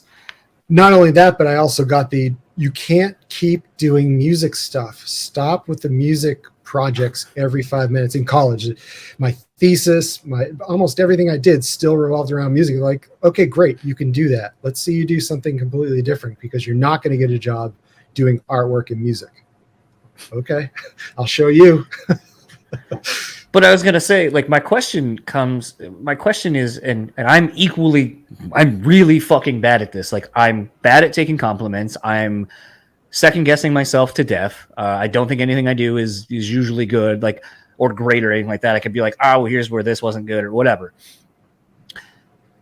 But at a certain point, I feel like, especially decades into doing it, that I would feel like some of that would subside. So I'm kind of surprised to What's hear wrong that, with like, if I've got my 10,000 hours. I was gonna say, if no excuse. if it's anything related to like mine, it would be probably just imposter syndrome. Like, you look to other people who have done great things, and when someone mentions you in the same breath as these other people, you're like, well, no. Because like, here's clearly why these people are great. And then there's me, and I just do this thing. I can attribute to going to see Neurosis, like way back in like Through Silver and Blood, or like Souls at Zero. Like going to see that band and just saying everything I'm doing is wrong. Every band I've been in is terrible, and this is what I should be doing. Like you all of a sudden get this new picture of what things are supposed to look like, and it brings things more into focus for you, or makes you feel terrible about what you're doing, because you should be doing something a bit more, I don't know, in line with that creativity, I suppose. But I compare myself to a lot of stuff and wrongly accuse my crap of being crap. And maybe I should be a little less hard on myself, but maybe that's also a good way of growing and getting better at your craft. I do think there's something to be said about, and this is again kind of going things that I learned through therapy, which is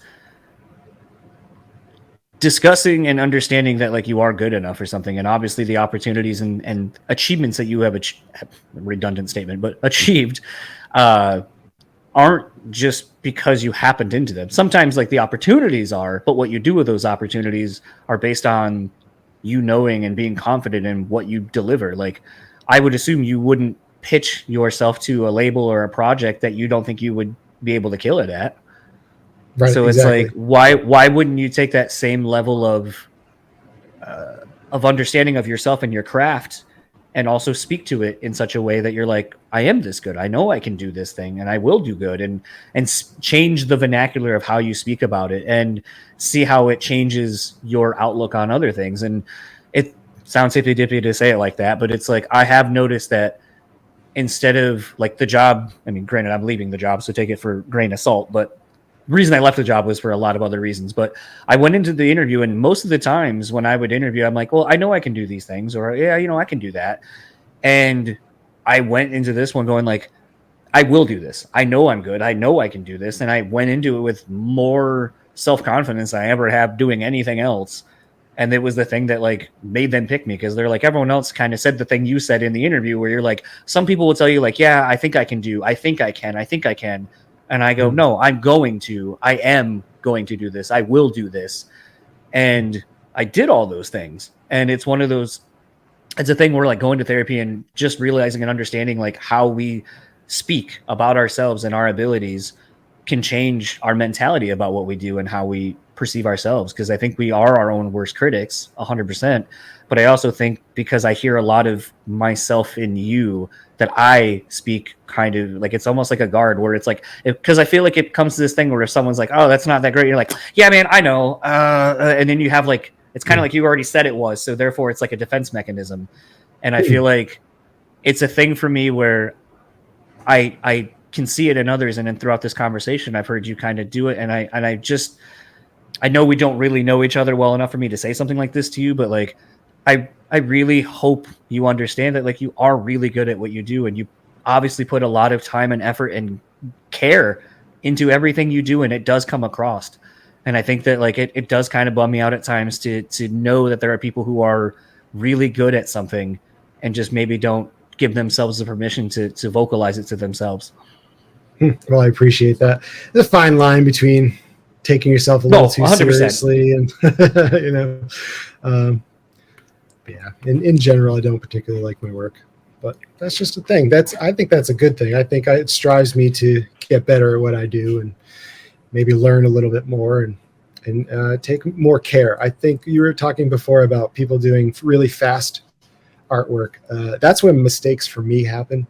If I do something too fast, there's going to be a glaring mistake right in front, a misspelled word, a really screwed up thing that I necessarily wouldn't catch in the moment. I wouldn't catch till the next day. So it's just a lot of my time is spent taking the time and effort into a project that it deserves, and trying to do the best that I can, and trying to cut it off and stop and say, this is done, put it away. I'll start wrapping this up because I don't want to keep you too much longer. What is a project that you haven't done? Could be musically, could be graphic design work, whatever. What is like kind of a white whale project for you that you would love to do that you just haven't had the opportunity to yet, either through time or just not a connection yet? Did I mention that I want to shoot a video? Yes. That's in my mind. That's like the number one thing that I want to do is attempt a video.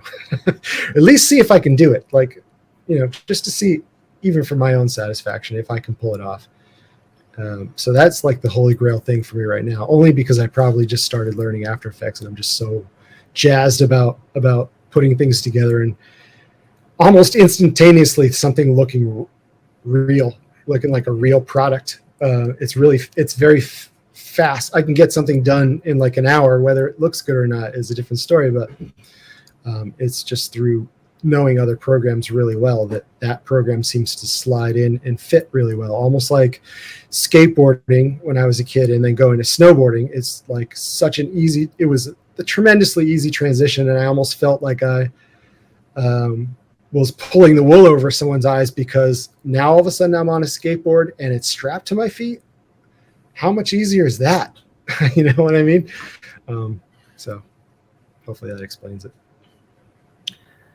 I was gonna say, you've done a design on skateboards for Killswitch at least, right? Yeah, I've done some Killswitch stuff. There's a few things here and there, some underground companies once in a while, able to do some stuff for it. It's really fun. I like it. It's cool. I like the idea of different colorways and how inks, if you have a certain dyed board, maybe some sort of a wood grain that shows through, and then you have graphics in a certain color, and maybe the wood grains, you have like 5 different color wood grains, but the same color graphic goes on each, and there may be like a knockout where that color can kind of shine through. It really jazzes me up to think about how the colors are going to work together, and in which different situations they're going to work in the reverse of what I think. And I love knockouts. I don't know if you're familiar with knockouts, but an image where it shows through and you can see the actual thing underneath it. Yeah. And that always stoked me out on skateboards in general, is just being able to see other colors underneath the graphic that may not be the exact color that you think of, but it just completely turns the design on its head. That's been my last few weeks. So I left the job working as a general manager of a sports apparel store, and went back to the screen printing job I had like 15 years ago. But the only thing I didn't do when I worked for the company previously, which is the ink maker. So now I'm the one who's going through and, okay, the job calls for these inks. And then the fun thing. It's a lot of math, right? It's a lot of math, a lot of weighing. thankfully that all the formulas exist. So I was just grabbing a scale and then weighing out like, okay, like this color is, 2,400 grams of the base, 560 grams of this white, 32 grams of, marine blue, and then, whatever to make this color. But what's been infinitely frustrating for me as someone who's into perfectionism of like, okay, like here's a fucking Pantone, here's a swatch, like I have to match these exactly, that even when you do the recipe and follow it, like the color, like the one I was doing a week ago, it was supposed to kind of be almost like, I don't know if you were really big into candy, but do you remember the candy bottle caps? Mm-hmm. Okay, so like the cola one, that like kind of weirdish kind of gray, like semitone, like a half tone to it, like where it's like kind of gray, a little bit more yellow based.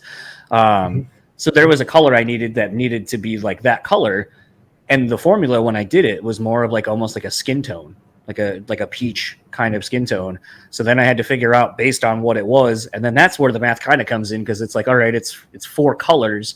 Base doesn't really count for much because it's a neutral color. It doesn't do anything. So out of the 3 colors I had, 2 of them were only 6 grams each. So it's like, okay, this isn't really doing much, but whatever it does is doing enough to bring out the colors. So it was, all right, add a little bit more to this. Okay, there's 10 grams. All right, that kind of gets me a little closer. Let's add a little bit more yellow because it's more of a yellow color. And then by the time I had spent like an hour with it, I was no closer. I got close-ish, but then when I tried to figure it out, I was so far removed from where it was because it was almost like Adobe colored toward the end. It was so red that I was like, oh, Jesus Christ. So I had to start all over from scratch. And then I just kind of sat there and was like, all right, now what? And then you start consulting with other people who have a little bit better, more knowledge of doing that than I have been. But it's fun, but it's also frustrating because when it's like a little drop of this can drastically change something. And then you're like, okay, well, that one half. Where's the delete button? I don't know how to take that out now. Yeah, exactly. So it's infinitely frustrating, but it is cool to kind of, when we're to get back into screen printing and kind of be around like the idea of like looking at there's different separations of the art files and so forth, and just seeing like how things come together. Like there was a job I was pulling for, and I was trying to figure out how much blue I needed for this thing. And even though it was taking up a whole screen, the whole point of the blue is actually just to kind of be a light highlight in the background of the full image. And so I didn't really need to make any more, but it was interesting to be like, this calls for so much blue on this one screen. And then when you look at the image, you barely can see blue on it at all. So it's like you were saying, sort of like the breakouts or knockouts or whatever, like when you kind of see how colors work together to put a whole image together and then stuff like that. It's so fascinating to just see what you're able to pick up on and what makes the entirety of the thing. And again, kind of like I said, trying to be more in the moment and thinking of things from more of a cerebral aspect of things, it kind of has made me realize like I've been really fascinated with the idea of roles, like in like person to person communicating, like just different roles. And even looking at things like that, it's like the thing may not seem like it's that important. It's only like this big on like one screen and it's just this little thing. But man, that one little thing where that pop of color is really can change how the whole graphic looks, the whole image looks. And the role that little thing plays may seem insignificant, but it's actually really huge to the greater of the whole. And it's fun to kind of be back in this environment. It's full of people who I think are way more creative and have a lot of other things that they're interested in. It's just a thing that they know how to do and do well. But it's been fun to be back in something that's a lot more creative and to kind of feel like challenged in something. Because like I said, it's the only job I haven't done, which is making ink or mixing the inks. I'm already seeing like when I nail one, like right out the gate, like right away, like, oh, I think it needs just a little bit of this. And then you add it and it's like perfect. You're like, oh, that's awesome. I figured it out. Then it's equally frustrating when you spend an hour and a half trying to make one fucking color. And you're like, I don't even know where to go with this. Although I had that same problem a week ago. And the one thing I said, I was like, I feel like it needs this blue, like 5 grams of this blue. And I think I'll be there. And then we found an updated formula somewhere else on the main website that we use for it.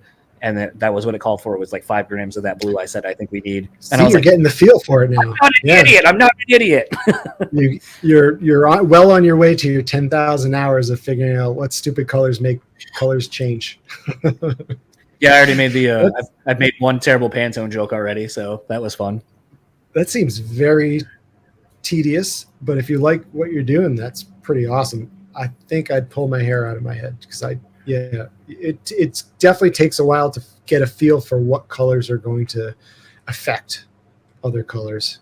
I don't know if I've had that capacity just yet to be able to pull something like that off. I do love screen printing. That's fun. That's one facet that I've never done. I've done so many shirt designs and separated so many different images into Pantone colors and separations my entire life, but I've never actually pulled ink. I've never actually done the thing, and I've always wanted to. You know, honestly, that surprises me because something, and I've said this to a handful of people when I've worked on doing like not me actually designing shirts for different businesses and so forth, but being the conduit where I side hustle and go like, hey, you guys want shirts for this bar? I'll do it for like a tab instead of paying me the money for it. Because the barter system still is awesome if you have a skill that people can use. But what's interesting is there are people like, I saw this with someone who did a t-shirt for a bar that I had helped make the first round of shirts for. And then they did a second design and they had a tattoo artist do it. And I said, it looked great, but it's not great on a shirt. It's too flat. And I go, I think that's the thing when you have someone who understands graphic design and going on shirts and material and how it's going to lay on a shirt and on a body, that they understand how to create movement where there really technically isn't. And so it's kind of interesting to hear that because I feel like that's something that I've always liked about a lot of your stuff is that it feels like it has movement on a flat surface. Like it's something that I feel like some people get and some people don't.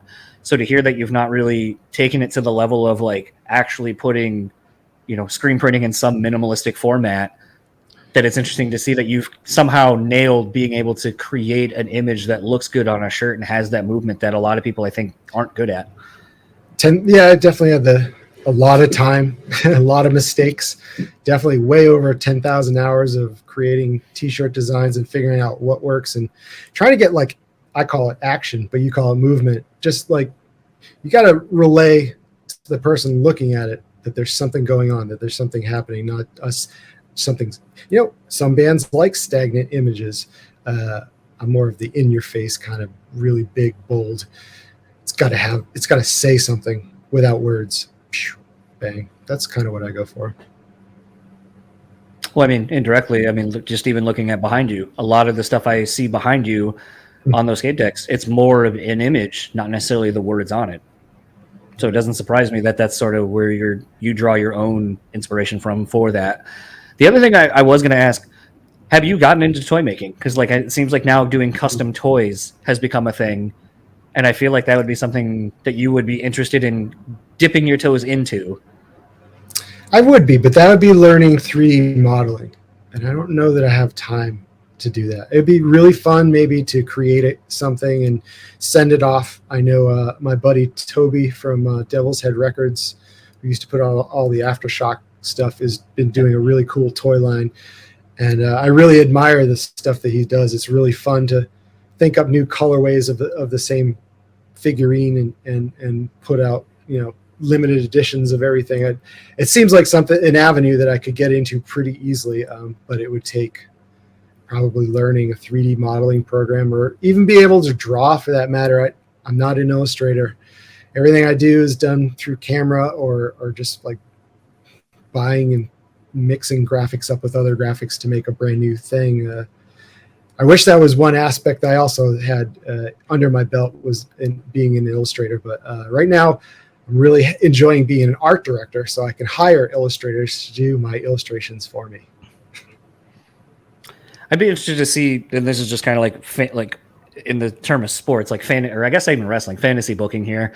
It would be interesting to see you work with Jordan Buckley because I feel like he would be, since that's all he usually does is a lot of illustration. It'd be interesting to see. Actually, like a really interesting collab, I think, would be you, Jordan, and Jeremy to see like how the three of you all create something that's like mixed medium together. Yeah, that'd be very interesting. He does a lot more painting, right, Jordan? He does a lot of stuff using Procreate now, I think, which is what most everyone kind of does, because then you don't have to, have all your paints and do all that. You can just literally kind of get your lines right, get them solid the way they're supposed to be, and just change stuff. But it's crazy to see how that I remember when that program came out, a lot of tattooers took to it pretty quickly. Yes. And a lot of people were like iffy about it because they're like, oh, it's kind of cheating. Because like if you make a mistake, instead of like realizing the mistake you made and starting over or erasing or whatever and perfecting your line work and all that, you can just simply like push a button and then fix it. But I do think that it's also allowed people to not, sort of like you're saying, if you make a mistake or realize something's not working, you can kind of delete it back to the point where you're like, it doesn't work up to here, and then go forward and make it what it needs to be. I just think it gives you way more options, and it's very forgiving. So you can, like you just said, just maybe even try things you normally wouldn't try because you don't want to screw up an image on paper. Yeah. Maybe you can go out on a limb more and be more creative in totally different ways that you maybe never thought of, only to find that you don't like it. And you can thankfully get rid of those parts really quickly. And I like that. If that's cheating, then I've been cheating my entire life. Well, last question for you. Where can people find you or anything you would like to plug online? All right. So new Death Ray Vision comes out June 30th. Record is finally coming out. It's been a long wait. How long have you been sitting on this by question? So we recorded it and had it all mixed and mastered by October is when we handed it in. So it's been, it takes forever for vinyl. Sometimes it doesn't take any time for vinyl. It depends on the vinyl company. And so many people want to press things these days that a line can form pretty easily. So we had like a 7-month window of waiting till this record came out. And really, the good part was we could formulate a plan for right now when the big fireworks of the label, putting out the videos and having lots of press and doing all the things. We had this big plan that right now, this is when we're going to start really putting in all the effort. And we got our set list ready to go. We got a bunch of shows that are going to happen. We got a tour this coming weekend with Tree, an old hardcore band. And just getting all our eggs all in one basket, ready for sale. So it was cool to have this much time. In a perfect world, I would like to make a record and have it out a week later and just ride that wave of like being high on the record and then other people learning about it and them being stoked on it as well. This one was a slow burn, but super psyched. June 30th, Metal Blade Records, Death Ray Vision. No Mercy from Electric Eyes is coming out. On the Killswitch front, we're going to Europe for the first time, as I said, since the pandemic. We're doing a bunch of festivals. And I also told you about Bloodstock and the cool art gallery that I'm going to do there. It's my second one I've ever done. And it's just really exciting to be asked, let alone have it at a big festival like that where a lot of people will get a chance to see it. And that's all my big stuff that's going on for me. Full speed ahead with Death Ray Vision, though. Please check it out. Thank you for not putting out like half the record, like over the last like 5 months. But isn't that the way people kind of like it? I don't like it though. You do these singles and you put out the singles, and then those are the only songs that people even know when you go out and play. I see it a lot with Killswitch Engage. I'm like, why don't we put out a single for every song on the record, and then everyone will know everything? But obviously, you're saying that's a terrible idea. I don't know. I mean, you can speak to this more than I can, being the elder out of the two of us. But I just remember where it's like you got a song, maybe you got the promotional single, then you got the single. And then the record was dropped. And like, that was it.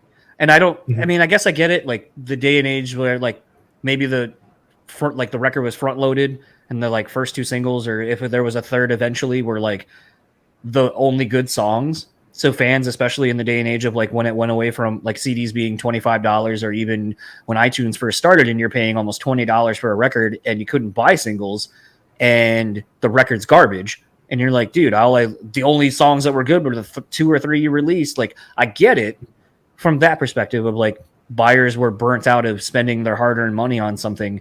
But in this day and age now, I feel like anymore, it's like, here's a new single from the band. Great example. I think it was like November. I got an email about Villa from him putting out his solo record, which wasn't coming out until like April. And I'm like, Like, I was so excited that I completely glossed over that it wasn't coming out for another 5 more months. Mm. And I'm like, and the tour doesn't start until like the same time. And I'm like, that's so far in advance. Like, why? Like, I just feel like it all it does is allow us to, like, I understand the rationale is that if we keep putting something in front of you, you're just going to keep remembering. It's going to be on your mind the whole time. I feel like for me, it's the exact opposite. Like, I feel like I almost forget about it because I'm like, oh, another single. Okay. Like, and I just don't even remember when a record's coming out. And then I just feel like if all these singles are out, then the record must be out already, or that it's been out for a while. And it just feels like, good. I think the problem that Killswitch runs into is that we put so much effort into all the songs. And then the record label tells us, okay, these two would be appropriate for going to the masses and being singles. And we agree. Maybe they're not our favorites. We definitely put in just as much work with the rest of the record. But then we'll play some songs live and no one will know anything except for the video songs. So it just, we've all thought in Killswitch, should we just put out just single after single after single and then do the compendium of the record at the end? And then maybe people will not only appreciate the record more, but listen to the entire thing rather than just the things that are put in front of them. And well, that's a different rollout and format. That's almost akin to like what Drake's been doing over the last handful of years, where it's like by the time the record comes out, you're like, half of this double album has been singles that I've already heard over the last 2 years. So like, I'm not excited about a record of. I'm not excited about the record. I wouldn't get it from the perspective of like, I'm going to go buy this thing, but it does make more sense that it's like, okay, this collection of songs you've been hearing over the last X amount of like a year and a half or whatever is actually, it was all recorded at the same time, or maybe not. Like, again, there's different avenues you can go with this where it's like your idea of, I want to record something and then release it the next week. Okay. You could just dropping singles and being focused on singles only would allot for that, where it's like, okay, every 2 months we need to put out a single, or maybe every 3 months we need to put out a single. So we're still fresh and there's something new happening. But at the end of the day, I still just keep coming back to, it's like, I feel like, I don't know. I mean, I guess it really comes back to sort of like the same thing of like doing this show when people are like, you need to make clips and post them everywhere. You need to do these things so people will find your show. And I go, so at the end of the day, if I have like 100,000 views on a 4-minute clip, but the collective of who watched the entire episode was only maybe 100,000, like if like that one clip did 100,000, but the actual episode only did 10,000. Did the clip really work? Because it didn't get people to listen to the whole thing. And however, people really know about your show now, though. It's definitely like a billboard. But I don't know. Do they if they don't listen to the whole thing? Because I almost approach the show as almost like a band and an album. I can give you the single, but is the single really going to make you check out the whole album? Which is what I spent more time doing, other than just this one thing. And I'm probably going about it wrong, maybe. I wonder if that's the way the kids see it these days. It strikes me as a certain formula that you need to be constantly churning stuff out to stay in anyone's memory.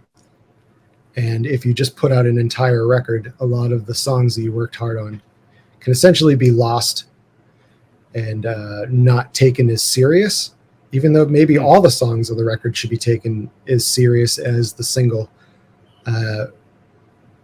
It gives a weird perspective to the singles, maybe gives them more power than they should have. And in that sense, we wanted to wrestle the power out of that and do every song that way. in hopes that it would give power to the entire record rather than just the 2 stupid singles. And I feel like that's where I, as a music fan, am a lot different. Like, I think I've been saying, and I was so pissed when Josh sent me the set list of, I think, the last run you were doing, because I was like, dude, I would love for Reject Yourself to be in the set list. I think it's objectively one of my favorite Killswitch songs. I don't think it gets enough love because it's basically on the standard version of As Daylight Dies, it was it the last song or the second to last song? But it was basically yes, right around there, yeah. It's like tucked on the back part of the album. And to me, I was like, that record's so strong, but I think so many people, because a lot of the singles are more in the front, I think most people think it's a front-loaded record, where I actually think there's a lot more interesting going on the back half of that record. And Reject Yourself, I think from a live perspective, would just be really interesting because of the peaks and ebbs and flows and valleys that it takes you on. I think it's an interesting song dynamically to be integrated into the live set. And I think it would work as, you know, and I kind of told Josh a couple places I thought it would work in a set. And he goes, well, we're playing it. And it's like right in the middle of the set. And I was like, God damn it. I've never heard him play that song live. Like, and it's not coming near me. So like, that fucking sucks. And I was like, hopefully the song does well enough that it stays in the set list, at least for the next like tour or two, when you hit the States and hit like either Detroit or Grand Rapids. So that song in particular, out of all the songs, was a song that we never played together. It was something that even in the studio, I didn't really know the song, and I learned it right as it was being done. It was just one of those songs it just fell by the wayside. I didn't even think it was going on the record. And after the vocals, I think the vocals were done even maybe before the bass was, and it turned into an album type songs that we knew was going to go on the album. So I was like, fuck, I got to learn this stupid song. So after playing it in the studio, we didn't even think about that song forever. Justin joined the band, and that was like his favorite song, and he kept telling us over and over again, we should play Reject Yourself, we should play it. And it just kind of got into our heads a little bit after 5 or 10 years that maybe that would be a song if the situation presented itself that we could actually play that song. When we did the live stuff during the pandemic, we had another set of songs. There was like 2 sets. There was the Atonement, and then there was the first record, and then we had another set of just like fan favorites, and that was in that set. And we started playing it during that session, and it came together really well. Some of the other songs that we were playing just didn't sound right, and they didn't make it on that live recording accordingly. But that one in particular sounded amazing, and it was the first time we had ever played it together live, and we loved it. So we said to ourselves, okay, even though this isn't like a single or anything like that, I think fans would really enjoy this song. It's a deep cut, and we never played it. So ever since then, I think we've been like slowly putting our toes in the water and placing it where it needs to go. But you know, we did a bunch of tours. We did Slipknot, we did Lamb of God, these bigger sort of venue tours where it just didn't make sense to play that one song. And take away from maybe the other hits that the whole audience might know, rather than these kind of like fly by night songs, these B-sides is essentially. And now that we're doing, you know, headliner runs and doing our own thing, it can enter the set list. People can enjoy it, and we really appreciate that song a lot more these days than we did when we were recording it.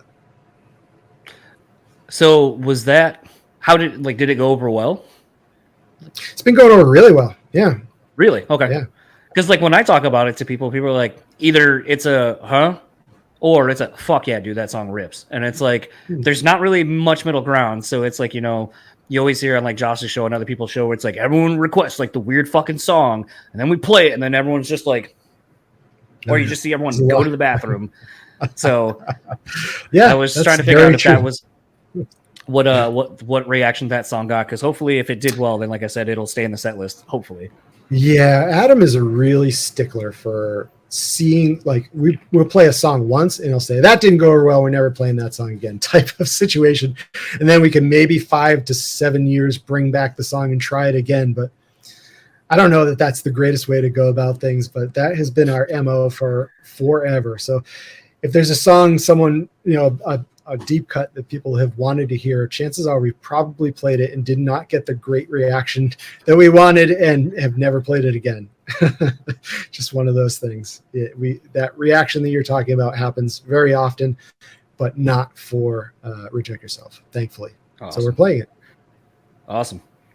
Well, enjoy the rest of your day. Hopefully, let's see, you're doing, hopefully by fall, I'm going to guess, maybe you'll do another US run that'll be out this way. I don't know. I know we got some plans to go to Mexico We have now we have an Alaskan show we have to fly up to right after Europe. I'm not sure we're going to have enough time to be able to record a record and do shows, but we get so bored that we're constantly saying yes to a bunch of stuff. So chances are I'm saying no right now, but I'm sure we'll be back. Well, the worst case 2024, I guess I'll just have to be patient and wait. And hopefully all that patience and waiting will hopefully see a set with Reject Yourself still in it so I can enjoy it for the first However, time. you might see Death Ray Vision on the road very soon. So hopefully. Yeah, if you end up coming out this way, I'll probably know more after the fact, but if you end up coming out this way, we'll have to hang. I don't know if you're still drinking beer. I would assume you still do. A little bit, not so much. Not Not as much anymore. Just before the set, really, mate. No, I mean like after the fact. Makes me tired. So if I want to go to sleep and be antisocial, I'll probably drink a beer and fall asleep. All right, well, fair enough. Well, enjoy the rest of your day. Hopefully I'll see you in some capacity with some band soon enough. And thank you so much for the time again.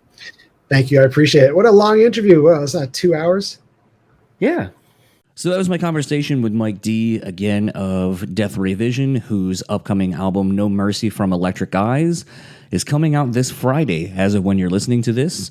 The first couple of singles that have dropped have been really fucking interesting, and it was kind of fun to talk to Mike about something that showcases a different side of him. And I'm not necessarily saying, and as you heard him say, it's not something lyrically maybe necessarily that he would have you would associate him with, but I do think it's interesting to see how now the band kind of ends up becoming a little bit more political and kind of makes the music that the band is creating feel a little more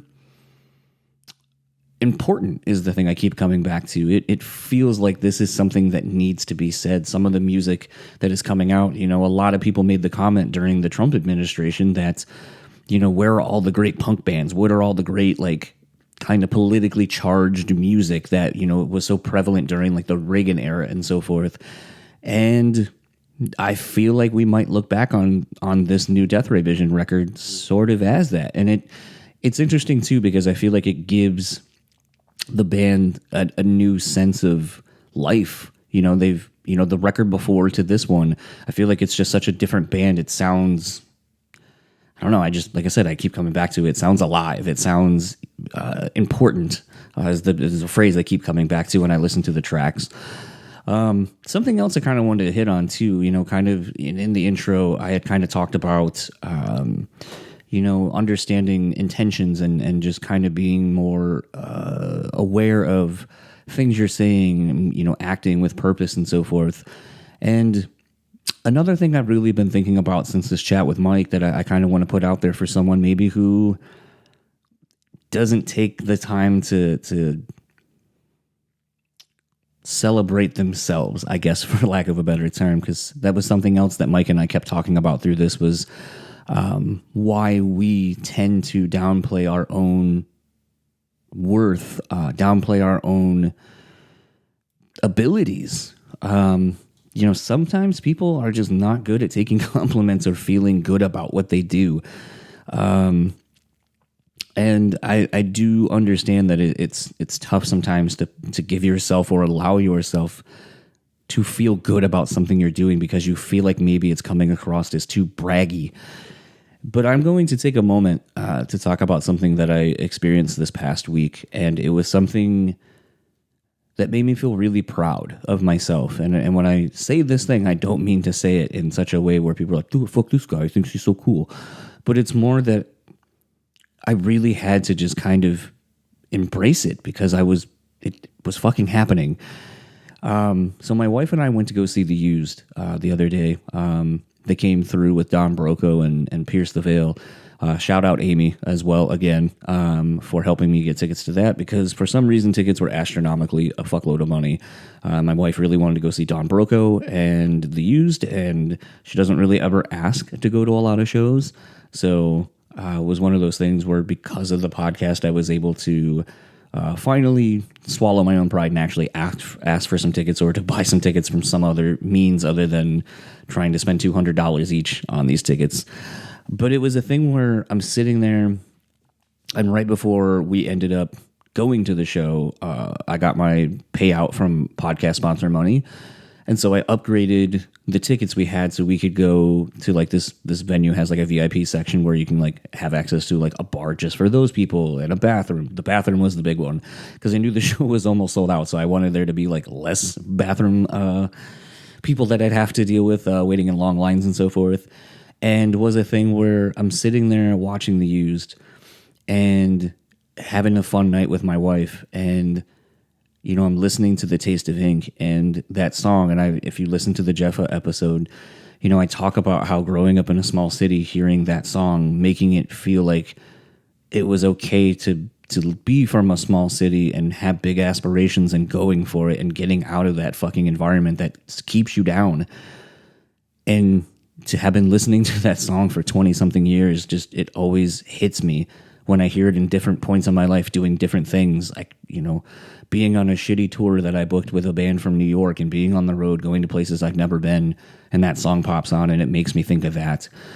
Being at that show and hearing that song, thinking that this fucking podcast that I started 7 years ago, the wonderful patience of my wife allowing me to spend time doing these things, making the intros and outros, cutting into our own time at times where I have interviews to do and so forth, and realizing that the podcast got us to a show that we wanted to go to, got us a hookup as far as the extra thing that I paid for with money that I made from the show. And I just literally sat there for a moment, like looking at everyone sing this song that I've been listening to for so long, and just thinking about like how proud I am of myself that like this thing fucking is happening and we are here enjoying this moment, spending time together because of the fucking thing I do, this thing that I do. And I was really fucking proud of myself in that moment. And I don't have many moments like that where I'm proud of me, because a lot of times I just think of something Dewey from Pure Pleasure Podcast had actually said, and it rings true so often, and I try not to go down this road because I think of it's such a bummer way to think of it. But it's like, you know, he was talking about on his podcast a while ago about how, you know, he's doing all these interviews and so forth, and wants it to almost be a capsule of like, when he passes on, his kids have hundreds of hours to be able to hear their dad talk about them, his life, and all this kind of stuff. And I think he said his therapist was like, what if they end up hearing it and then all they think of is that this was all the time I never got with my dad? And I think about that so much in relation to my wife, where I'm like, I talk about my wife quite a bit, and I talk about our relationship quite a bit on this show. And I know she doesn't listen, really, hardly ever. But it's a thing where I think sometimes the same thing where I'm like, what if instead of, you know, one day she stumbles across this is like, oh my God, it's great to hear my husband say these nice things about me, or our relationship or whatever. And instead it's like, this was all the fucking time that he never spent with me. So it's a moment that I had thinking about just being present, the intention behind your actions and your words, and this conversation and a few others that you'll hear in the next coming weeks have really stuck with me. But I really wanted to take a moment to just talk about that, of just being, it's okay to be proud of yourself. It's okay to feel good about the accomplishments that you make. And it doesn't, as long as you don't make it solely the thing that you do or become, where you're just like, oh, I talk about myself in the third person, or I only talk about my successes and none of the failures or any of the growth opportunities within these things. I don't know. I just maybe if you're listening to it this far in, think about something. Be proud of yourself for something you do, whatever it is. It's okay to pat yourself on the back and be in the moment. All that said, start wrapping up this episode because I know it was long. If you're still listening at this point, thank you so much. Honestly, also want to thank everyone who has been commenting on various forms of social media, reaching out via email. I did say, speaking of intentions and what we're putting out there, it was something I wanted to do with these intro and outros to be something more than just me literally talking about the episode and something that happened during the episode that you're going to hear or just heard, but to make it a little bit more personal and make it to where it's a thing where maybe it gives all of us, myself included, more permission to be honest and put ourselves out there, and hopefully it comes back and inspires some other people. That was really the big goal with this, is just kind of accountability.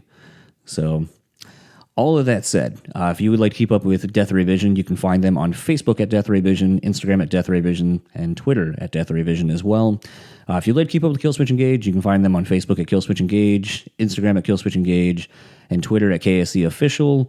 And if you'd like to keep up with Mike, you can find him on Instagram at Dark Icon Design. Or if you would like to keep up with his artwork, you can find him on Instagram at Dark Icon Design _art. Really looking forward to seeing the photos of his art. I don't want to call it a gallery, but basically a display of his art at Bloodstock. I think it's something that he should do more of. I really do think the process of what he does and his art is...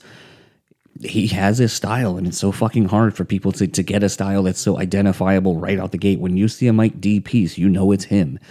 I would love to see more of how he goes about doing stuff and just see his process, but maybe that's something down the road that he will get into. If you'd like to keep up with his artwork as well, you can also go to his website at darkicondesign.com. And for the podcast, if you'd like to keep up with us, you can find us at BrutallSpeakPod on all your podcast socials. If you'd like to email me, please do such at brutallyspeaking@gmail.com. Keep the comments coming, keep the conversation going on Facebook platform, whatever it is that you are listening to this show on or see on socials or whatever. I enjoy continuing to talk about the things that were discussed on any of the podcasts and try to make sure that I am replying to pretty much any of it because, you took the time to listen and then feel so compelled to write. So I will try to do the same. All of that said, that's pretty much it for this episode. I would like to thank our podcast sponsors once again. Rockabilia, use our code BREW10 at checkout and take 10% off your total purchase order. Starving Artist Brewery, I am so stoked. I had a really great conversation with Andrew the other day. I'm excited to go see him this weekend for real with my wife. We're going to make the trek up to Ludington to go see them. So I'm going to actually... judge the beer, not the people, and enjoy some beer and some camaraderie with someone who has been supportive of the show. So please go support those sponsors if you are able to. And for the Brutally Speaking podcast, I am John, and I'll talk to you all next time.